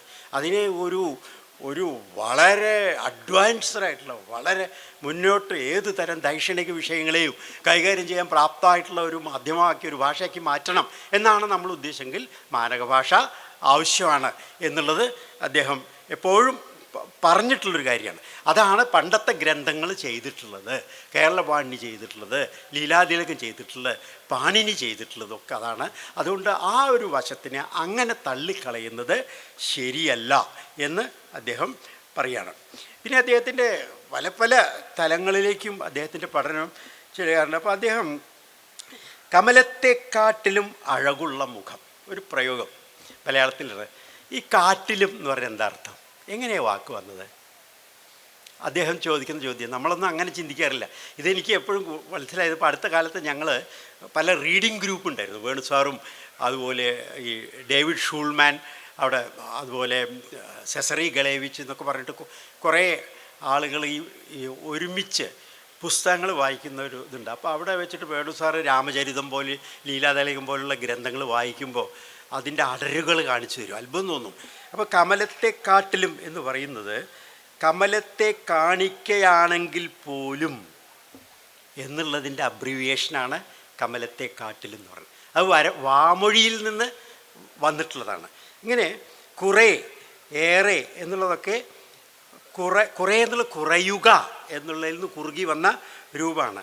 പറ്റി, ആ വിഷയത്തെ പറ്റി, പറ്റുക എന്നുള്ള ക്രിയയിൽ നിന്നുമുള്ള രൂപമാണ്. ഇങ്ങനെ അദ്ദേഹം വിനയച്ചങ്ങളെക്കുറിച്ചിട്ട് അഗാധമായുള്ള രീതിയിൽ അപഗ്രഥിച്ചിട്ടുണ്ട്. അതിമനോഹരമാണ് അദ്ദേഹത്തിൻ്റെ ഈ അപഗ്രഥനങ്ങൾ. അപ്പോഴാണ് നമ്മൾ അത്ഭുതപ്പെട്ടു പോവുക. നമ്മൾ നിത്യം ഉപയോഗിക്കുന്ന ഈ മലയാളത്തിൽ എന്തെല്ലാം രഹസ്യങ്ങൾ അടങ്ങിയിട്ടുണ്ടെന്നുള്ളത് വേണു സാറിൻ്റെ ഈ അപഗ്രഥനങ്ങൾ വായിക്കുമ്പോഴാണ് നമുക്ക് മനസ്സിലാക്കാൻ പറ്റില്ല. അപ്പോൾ അതിൽ സൂക്ഷ്മമായിട്ടുള്ള അതിൻ്റെ ഒറിജിനൽ മീനിങ് നമുക്ക് മനസ്സിലാക്കാൻ സാധിക്കും. അവനോളം വലുത് എന്ന് നമ്മൾ ഉപയോഗിക്കാറില്ലേ? എന്താ അതിൻ്റെ അർത്ഥം? അവന അളവും വലുത് എന്നാണ്. അവിടെ ഓളം എന്നുള്ളത് ഈ അളവ് എന്നുള്ളതിൽ നിന്നുണ്ടായതുള്ളതാണ് എന്നാണ് അദ്ദേഹം പറയുന്നത്. ഇങ്ങനെ പിന്നെ വേറൊരു കാര്യം, നമ്മൾ പണ്ട് കാലത്ത് ഞങ്ങളൊക്കെ പഠിച്ചിരുന്നത് ഇൻഡോ യൂറോപ്യൻ സംസ്കൃതം. ഞാൻ സംസ്കൃതം പഠിച്ചിട്ടുള്ള ആളാണ്. സംസ്കൃതത്തിനെ പറ്റി ഞങ്ങൾ പഠിക്കുമ്പോൾ ഇത് ഇൻഡോ യൂറോപ്യൻ ഭാഷാഗോത്രത്തിൽ നിന്നുണ്ടായിട്ടുള്ളതാണ്. മറ്റുള്ള പോർച്ചുഗീസ് അല്ല അങ്ങനെയുള്ള ഭാഷകളൊക്കെ ഇതിന് സഹോദരങ്ങളാണ്. തമിഴ്, മലയാളം, തെലുങ്ക്, കന്നഡം തുടങ്ങിയുള്ളതൊക്കെ ദ്രാവിഡ ഗോത്രത്തിൽ പെട്ടതാണ് എന്നാണ് നമ്മൾ പഠിച്ചിട്ടുള്ളത്. വേണു സാറ് പറഞ്ഞാൽ അത് ശരിയാണ്, ചരിത്രപരമായിട്ട് ശരിയാണ്. പക്ഷേ പിന്നീട് ഭാഷയ്ക്ക് എന്ത് സംഭവിക്കുന്നു? പിന്നീട് ഇൻഡോ യൂറോപ്യൻ ഗോത്രത്തിൽപ്പെട്ടിട്ടുള്ള സംസ്കൃതത്തിൽ നിന്നുണ്ടായിട്ടുള്ള മറ്റ് ഭാഷകളും സംസ്കൃതം തന്നെയും ദ്രാവിഡ ഗോത്രത്തിലുള്ള ഭാഷകളും തമ്മിൽ സമ്പർക്കം വരുമ്പോൾ ഒരു കൺവെർജൻസ് വരുന്നതാണ് അദ്ദേഹം പറഞ്ഞത്. ആ ഭാഷകളിലുള്ള പല സവിശേഷതകളും ശരിക്കും സംസ്കൃതം പോലും സംസ്കൃതത്തിൽ നിന്നുണ്ടായിട്ടുള്ള ഹിന്ദി, ബംഗാളി, മറാഠി തുടങ്ങിയുള്ള ഭാഷകളൊക്കെ ഇന്ത്യയിൽ വരുമ്പോൾ സമയത്ത് പ്രാദേശിക ഭാഷകളുമായിട്ടുള്ള സംസർഗത്തിലൂടെ പ്രാദേശിക രീതിയിൽ ആയിത്തീർന്നു എന്നാണ് അദ്ദേഹം പറയുന്നത്. അതിന് അദ്ദേഹം പറയുന്നത് സംസ്കൃതത്തിൽ അഹം ബുഭുക്ഷുഹു അസ്മി ഒരു ഇതാണ്, എനിക്ക് വിശപ്പുണ്ടെന്നാണ്. അതായത് ഞാൻ വിശപ്പുള്ളവനാണ് എന്നാണ് സംസ്കൃതത്തിലെ ശൈലി. അഹം ബുഭുക്ഷുഹു അസ്മി. ഇംഗ്ലീഷ് പറയുമ്പോൾ ഐ ആം ഹംഗ്രി എന്നാണ്. പക്ഷേ ഹിന്ദിയിൽ വരുമ്പോഴോ മുഛേ ഭൂക്ക് ലഗ്തി ഹേ എന്നാണ് പറയുന്നത്. മുഛേ എന്നാണ്. അഹം എന്നുള്ളത് മാറിയിട്ട് മുഛേ. എന്താ കാരണം? തമിഴിൽ പറയുന്നത് എനിക്ക് പശി തോன்றுகிறது എന്നാണ് തമിഴിൽ പറയുക. എനിക്ക് വിശപ്പ് തോന്നുന്നു എന്നാണ്. അപ്പോൾ ഞാൻ എന്നുള്ളത് മാറി എനിക്ക് എന്നാവുന്നു. അപ്പോൾ അത് ഹിന്ദിയിൽ വരുമ്പോൾ മേ എന്നുള്ളത് മാറിയിട്ട് മുച്ചേന്നായി തീരേണ്ടി വരികയാണ്. അത് ആണ് അത്തരത്തിലുള്ള ഈ ഭാഷകളുടെ കുടുംബത്തിൻ്റെ അതിരുകൾ ഭേദിച്ചിട്ടാണ് ഭാഷ പലപ്പോഴും വളരുക എന്നുള്ളൊരു കാര്യം അതിശക്തമായിട്ട് എടുത്തു കാണിച്ചിട്ടുള്ള വ്യക്തിയാണ്. അതുപോലെ അദ്ദേഹം വേറൊരു ഉദാഹരണമുണ്ട്. ഈ ശ്രദ്ധാവാൻ ലഭതേ ജ്ഞാനം. ശ്രദ്ധിക്കുന്ന ആൾക്ക് അറിവ് കിട്ടും. ശ്രദ്ധാവാൻ ലഭതേ ജ്ഞാനം. അത് the devoted one gets knowledge എന്നാണ് ഇംഗ്ലീഷ് പറയുമ്പോൾ. അതേ ശൈലി തന്നെയാണ്. സംസ്കൃതത്തിലെ അതേ വാക്യഘടനയാണ് ഇംഗ്ലീഷ് വരുന്നത്. കാരണം ഇൻഡോ യൂറോപ്യൻ ഗോത്രത്തിൽപ്പെട്ടതാണ്. പക്ഷേ ഹിന്ദിയിൽ വരുമ്പോഴോ ശ്രദ്ധാവാൻ കോ ജ്ഞാൻ മിൽത്തി. ശ്രദ്ധാവാനുക്കു ജ്ഞാനം കിടയ്ക്കും. തമിഴിൽ ശ്രദ്ധാവാനുക്കു ജ്ഞാനം കിടയ്ക്കും. ശ്രദ്ധാവാന് അറിവ് ലഭിക്കും എന്ന് മലയാളത്തിൽ അല്ലേ. അപ്പോൾ അവിടെ ഈ നമ്മളുടെ ഉദ്ദേശിക വിഭക്തി വരികയാണ് അവിടെ മലയാളത്തിൽ. ഇൻഡോ അതിൻ്റെ ആ ഉദ്ദേശികയുടെ സ്വാധീനം ഇൻഡോ യൂറോപ്യൻ ഭാഷാഗോത്രത്തിൽപ്പെട്ട ഹിന്ദിയിലും കൂടി ഉണ്ടാവുന്നു. അതുകൊണ്ട് ഭാഷാ പ്രശ്നങ്ങൾ എന്ന് പറഞ്ഞാൽ വളരെ സങ്കീർണമായിട്ടുള്ള ഒന്നാണ് എന്ന് അദ്ദേഹം പറയുന്നത്. അപ്പോൾ നമ്മൾ ഈ ഭാഷ രാഷ്ട്രീയവും മതവുമായിട്ട് കൂട്ടിച്ചേർക്കുന്നത് വളരെ സൂക്ഷിച്ചു വേണം. ഭാഷ എന്ന് പറഞ്ഞാൽ എന്താ വാസ്തവത്തിൽ? അത് ഭാഷണമാണ്, സ്പീച്ചാണ്, മനുഷ്യരുടേതാണ്, മനുഷ്യ രാശിയുടേതാണ്. അതൊരു പ്രത്യേക വിഭാഗത്തിൻ്റേതല്ല. അപ്പോൾ നമ്മൾ ഒരു ഭാഷ മറ്റൊരു ഭാഷാ വിഭാഗത്തിൻ്റെ മേലെ അടിച്ചേൽപ്പിക്കുന്നത് വലിയ ദൂരവ്യാപകമായിട്ടുള്ള ബലം ഉണ്ടാക്കുന്നതാണ് വേണു സാർ പറഞ്ഞിട്ടുള്ളത്. അതിന് അദ്ദേഹം കൊടുക്കുന്ന ഉദാഹരണം ശ്രീലങ്കയിൽ സംഭവിച്ചതാണ്. സിംഹള ഭാഷ അടിച്ചേൽപ്പിക്കാൻ നോക്കി തമിഴിൽ. ബംഗ്ലാദേശിൽ സംഭവിച്ചതാണ്. അവിടെ ബംഗാളി ഭാഷയുടെ മുകളിൽ ഉറുദു അടിച്ചേൽപ്പിക്കാനുള്ള ഇത് വന്നു. ഇതേപോലെ പല സ്ഥലങ്ങളിലും ഈ തരത്തിലുള്ള പ്രശ്നങ്ങളുണ്ടാവും. അപ്പോൾ ഭാഷ എന്ന് പറയുന്നത് എന്താണ്? നിങ്ങളുടെ സ്വത്താണ്, നിങ്ങളുടെ അന്തസ്സാണ്. അതിനെ ഒരിക്കലും നമ്മൾ അടി പറയാൻ പാടില്ല എന്നുള്ള ഒരു ഇതാണ്. പിന്നെ വേറൊരു കാര്യം, ഒരുപാട് കാര്യങ്ങൾ പറഞ്ഞിട്ടുണ്ട്, എത്ര സമയമുണ്ട് എനിക്ക് അറിഞ്ഞുകൂടാ. ഒരു കാര്യം വരമൊഴിയും വാമൊഴിയും തമ്മിലാണ്. നമ്മളെപ്പോഴും പറയാറുണ്ട് ബഷീർ വാമൊഴിയിലാണ് എഴുതിയിരുന്നത് എന്നുള്ളതല്ലേ. വാസ്തവത്തിൽ വേണു സാറ് ചോദിക്കുന്നൊരു ചോദ്യം, ബഷീർ വാമൊഴി ഉപയോഗിച്ചിട്ടുണ്ടല്ലോ, ശരിയാണ്. കുളിച്ചല്ലേ എന്ന് ചോദിച്ചാൽ എന്താണെന്ന് ചോദിക്കണില്ലേ കുഞ്ഞിപ്പാത്തുമ്മ. അപ്പോൾ അതിനെപ്പറ്റി കാരശ്ശേരി ഒരു ലേഖനം തന്നെ എഴുതിയിട്ടുണ്ട്. പക്ഷേ വേണു സാർ പറയുന്നൊരു കാര്യം, ബഷീർ എന്നുള്ള ആഖ്യാതാവ് നറേറ്റർ, ഏത് ഭാഷ ഉപയോഗിക്കുന്നത്, വാമൊഴിയാണോ വരമൊഴിയാണോ? അദ്ദേഹം അതിമനോഹരമായിട്ടുള്ള വരമൊഴി ഉപയോഗിക്കുന്നുണ്ട്. കഥാപാത്രങ്ങൾ വരുന്ന സമയത്ത് വാമൊഴി വരുന്നുണ്ട്. അദ്ദേഹത്തിൻ്റെ പിന്നെ അനുജൻ ചിലത് വെട്ടും തിരുത്തും നടത്തി എന്നാണ് പറയുന്നത്. അപ്പോൾ ഞാൻ നിന്നെ കുത്തുന്നു പറഞ്ഞു എന്നൊക്കെ ഒരു കഥ ഉണ്ട്. അതെവിടെയാണ് അനുജൻ തിരുത്തിയത്? വാമൊഴി പറയുന്ന ആളെ കൊണ്ട് വരമൊഴി പറയിപ്പിക്കുമ്പോൾ. അപ്പോൾ നമ്മുടെ ഏത് ഭാഷ എടുത്ത് നോക്കുമ്പോഴും വാമൊഴി ഉപയോഗിക്കേണ്ട സ്ഥലമുണ്ട്, വരമൊഴി ഉപയോഗിക്കേണ്ട സ്ഥലമുണ്ട്. ചിലപ്പോൾ വാമൊഴിയിൽ നിന്ന് വരമൊഴിയിലേക്കും വരമൊഴിയിൽ നിന്ന് വാമൊഴിയിലേക്കും ഒക്കെ പ്രയോഗങ്ങൾ കടന്നു വരാറുണ്ട്. അതിൽ തെറ്റില്ല. ചില സമയത്ത് അദ്ദേഹം ഒരു കഥ പറയുന്നുണ്ട്. അദ്ദേഹത്തിൻ്റെ വീട്ടിൽ ഒരു ചെറുപ്പക്കാരൻ വന്ന്, മുഷിഞ്ഞ വേഷമാണ് അയാൾ, ഈ നല്ല വിവരമുള്ള ആളാണ്. അപ്പോൾ അയാൾ എന്താ ചെയ്യുക, പഴയ കുപ്പിയും കടലാസും ഒക്കെ ശേഖരിച്ച് വിൽക്കുകയാണ്. അപ്പോൾ അയാളെ കണ്ടിട്ട് ചോദിച്ചു, എന്താ ഇങ്ങനെ ജീവിതം ഇങ്ങനെ ആക്കിയത് എന്താ ചോദിച്ചു. ഓ, ജീവസന്ധാരണത്തിനൊക്കെ ഇത് മതി എന്നാണ് അയാൾ പറയുന്നത്. ജീവസന്ധാരണത്തിനെന്ന് ഇങ്ങനെ വേഷമിട്ടുള്ള ഒരാളിൽ നിന്ന് വരുന്നൊരു അത്ഭുതമായിട്ട് നമുക്ക് തോന്നും.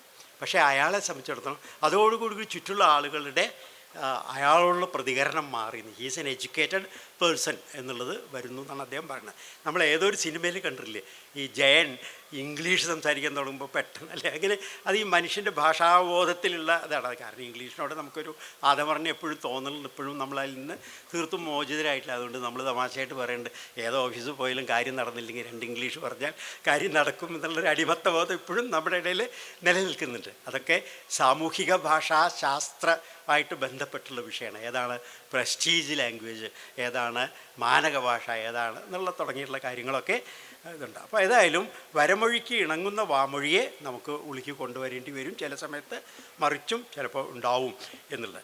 ഇങ്ങനെ ഈ വാമൊഴിയും വരമൊഴിയും ഒക്കെ ഒരുമിച്ചുണ്ടാവുന്ന ഒരു അവസ്ഥ ഉണ്ടല്ലോ, ഇതിനെ ഡയാഗ്ലോസിയ എന്നാണ് ഇംഗ്ലീഷിൽ പറയുക. ഡയാഗ്ലോസിയ. ഇപ്പോൾ തോമസ് ഹാർഡിയുടെയൊക്കെ നോവലുകളൊക്കെ വായിച്ചു കഴിഞ്ഞാൽ അതിൽ ഫോക്ക് ക്യാരക്ടേഴ്സൊക്കെ തനി നാടൻ ഭാഷയാണ് സംസാരിക്കുക. പക്ഷേ നറേറ്റർ എന്നുള്ള നിലയ്ക്ക് തോമസ് ഹാർഡി നല്ല ഇംഗ്ലീഷാണ് ഉപയോഗിക്കുക. അത് എല്ലായിടത്തും ഉണ്ട്. നമ്മൾ തന്നെ ക്ലാസ് റൂമുകളിൽ ഉപയോഗിക്കുന്ന ഭാഷയാവില്ല, വീട്ടിൽ ചെല്ലുമ്പോൾ അല്ലെങ്കിൽ നമ്മുടെ സുഹൃത്തുക്കളോട് സംസാരിക്കുമ്പോൾ അല്ലെങ്കിൽ അങ്ങാടി ചെന്ന് സാധനങ്ങൾ വാങ്ങുമ്പോൾ ഉപയോഗിക്കുന്നത്. അപ്പോൾ ഏതായാലും ശരി, ഇത്തരത്തിലുള്ള ഈ ഡയോഗ്ലോസിയൊക്കെ അതൊരു ഭാഷാശാസ്ത്രപരമായിട്ടുള്ളൊരു പ്രതിഭാസമാണ്.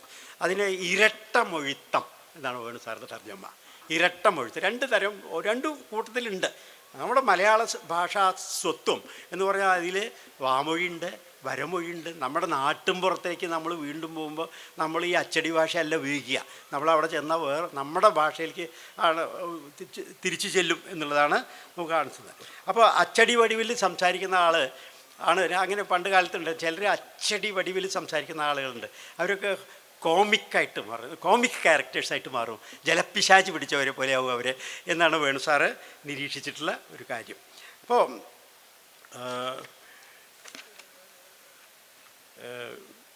പിന്നെ ഒരു കാര്യം കൂടി, നമ്മൾ മറ്റുള്ള ഭാഷകളിൽ നിന്ന് വാക്കുകളൊക്കെ എടുക്കുമ്പോൾ അതിൽ പിന്നെ ഇതും മറ്റ് എത്ര സമയമുണ്ട്? 3-4 മിനിറ്റ് ഉണ്ടല്ലോ. 5 മിനിറ്റ്. ഓക്കെ. അപ്പോൾ പലപ്പോഴും നമ്മൾ പറയും ബെഞ്ച്, ഡെസ്ക്, പെൻസില്, പെന്ന് തുടങ്ങിയിട്ടുള്ളതിനൊക്കെ മലയാളിത്തം കൊണ്ടുവരണം. തമിഴ്നാട്ടുകാരെയാണ് നമ്മൾ മാതൃകയായിട്ട് കിടക്കുന്നത് അല്ലേ? അവരെത്ര മനോഹരമായിട്ടാണ് ഓരോ വാക്കുകൾ എടുക്കുന്നത്, സ്വന്തം ഭാഷയിൽ നിന്ന് തന്നെ ഉണ്ടാക്കുന്നു. കമ്പ്യൂട്ടർക്കൊക്കെ അവർ മലയാളമുണ്ട്, തമിഴുണ്ട് എന്നാണ് നമ്മൾ പറയാറ്. വേണു സാറും അതിൻ്റെ പൊള്ളത്തരം ചൂണ്ടിക്കാണിച്ചുകൊണ്ട് പറയുകയാണ്. അദ്ദേഹം പറയുകയാണ്, തമിഴിൽ ധാരാളം, മലയാളത്തിൽ തന്നെ നമ്മൾ വർക്ക്ഷോപ്പ് എന്നുള്ള ഒരു വാക്ക് ഉണ്ട്. വർക്ക്ഷോപ്പ് എന്ന് പോരാ, അത് വേണ്ട, മലയാളിത്തല്ല വെച്ചിട്ട് ചിലർ പണിയാല എന്നൊരു വാക്ക് ഉപയോഗിച്ചു. വടക്കം പാട്ടിൻ്റെ പണിയാല അല്ലേ, കേട്ടിട്ടില്ലേ? പക്ഷെ അതൊന്നും സ്വീകാര്യമായില്ല, ആളുകൾ സ്വീകരിച്ചില്ല. ഇപ്പോഴും നാളെ ഒരു വർക്ക്ഷോപ്പ് ഉണ്ട് യൂണിവേഴ്സിറ്റിയിൽ നമ്മൾ പറയുള്ളൂ അല്ലേ, കാരണം അത് സ്വാഭാവികമായിട്ട് നമ്മൾ അംഗീകരിച്ചിരിക്കുന്നു. തമിഴ്നാട്ടിലെ കാര്യം എടുത്ത് നോക്കിയാലോ, ബസ് സ്റ്റാൻഡിന് പേരുന്തു നിലയം എന്നാണ് പറയുക. അപ്പം ഞാൻ പേരുന്തു നിലയത്തിലേക്ക് ഹിറേൻ എന്ന് പറഞ്ഞാൽ ആളുകൾ കളിയാക്കും എന്നാണ് വേണു സാറ് പറഞ്ഞത്. കാരണം ബസ് സ്റ്റാൻഡിനെ അവർ ഉപയോഗിക്കുള്ളൂ, നിത്യജീവിതത്തിൽ ബസ് സ്റ്റാൻഡിനെ ഉപയോഗിക്കുള്ളൂ. ഹൈസ്കൂളിന് ഉയർനിലൈപ്പള്ളി അല്ലേ, എന്താ ഉയർനിലൈപ്പള്ളിയിൽ പഠിക്കലാമാന്നൊന്നും ചോദിക്കില്ല, ഹൈസ്കൂളിൽ നിന്നേ പറയുള്ളൂ. കാരണം ആ വാക്കിന് റീപ്ലേസ് ചെയ്യില്ല.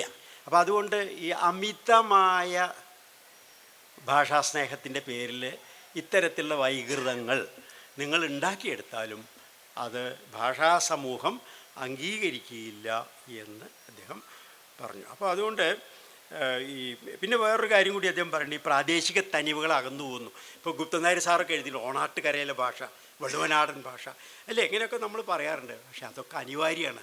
ഭാഷ ഒരു തരം നിരപ്പാക്കലുണ്ടാവും എന്നാണ് വേണു സാറ് പറയുന്നത്. അത് സമൂഹത്തിൽ തന്നെ നിരപ്പാക്കലുണ്ടാവും. ആചാരഭാഷ ഇല്ലേ, ആചാരഭാഷ അടിയൻ ഇമ്പ്രാൻ എന്നൊക്കെയല്ലേ നമ്മളൊരു 10-100 കൊല്ലം മുമ്പ് ഉപയോഗിച്ചിരുന്നു. ഇപ്പോൾ ആരെങ്കിലും ഉപയോഗിക്കാറുണ്ടോ? അത് എന്താ കാരണം വെച്ചാൽ ആ സമൂഹം മാറി. ഒരു സമത്വാധിഷ്ഠിത സമൂഹം എന്നുള്ളൊരു സങ്കല്പം നമുക്ക് വന്നു. അപ്പോൾ ആ ഭാഷ അനിവാര്യമായിട്ട് മാറും. സ്ത്രീകളുടെ ഭാഷയ്ക്കൊക്കെ മാറ്റം വരും.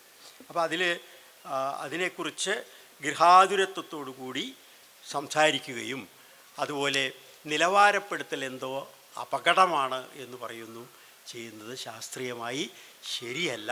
അതൊക്കെ ഭാഷയ്ക്ക് വരുന്ന പ്രകൃതി നിയമങ്ങളാണ് എന്ന് അദ്ദേഹം പറയണ്ടായി. ഇനി ഞാൻ കൂടുതൽ ദീർഘിപ്പിക്കുന്നില്ല. പണ്ട് കാലത്ത് ഞങ്ങളൊക്കെ പഠിക്കുന്ന കാലത്ത് നല്ല അധ്യാപകർ നമ്മൾ എന്ത് എഴുതിയാലും കോമ്പോസിഷൻ എന്ന് പറഞ്ഞിട്ടൊരു ക്ലാസ് ഉണ്ടായിരുന്നു. അതിനെപ്പറ്റി വേണു സാർ എഴുതിയിട്ടുണ്ട്.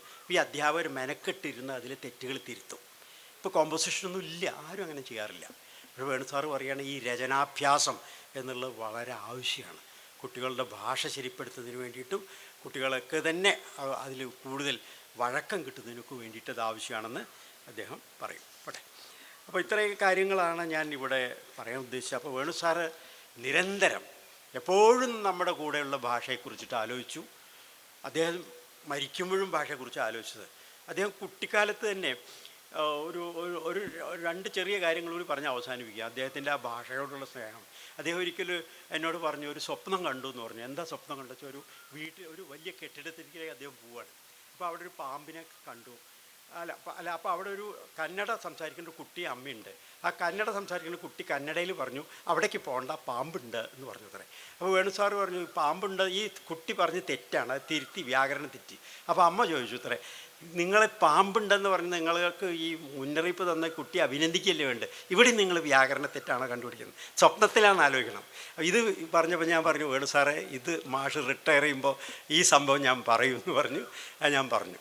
ഇതേപോലെ വേണു സാറിൻ്റെ ഒരു കഥ കൂടി പറഞ്ഞ് അവസാനിക്കാൻ നീണ്ടുപോയി ക്ഷമിക്കുക, ഇത് വൈകിട്ട് തുടങ്ങിയത് അതുകൊണ്ട്. അപ്പോൾ വേണു സാർക്ക് മകനുണ്ടായ സമയത്ത് വളരെ ആഹ്ലാദവാനായിരുന്നു.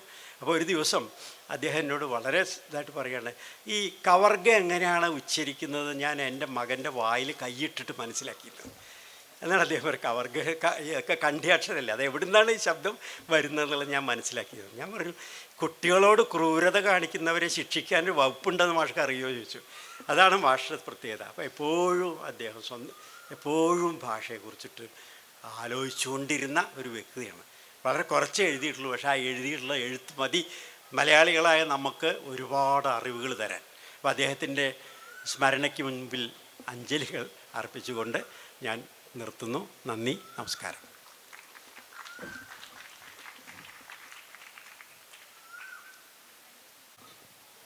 ഈ സെഷൻ അനുസ്മരണ പ്രഭാഷണം ആയതുകൊണ്ട് നമ്മൾ അതിൽ ചർച്ചയ്ക്ക് സ്കോപ്പില്ല. അപ്പോൾ നമ്മൾ ഈ സെഷൻ ഇവിടെ അവസാനിപ്പിക്കുകയാണ്.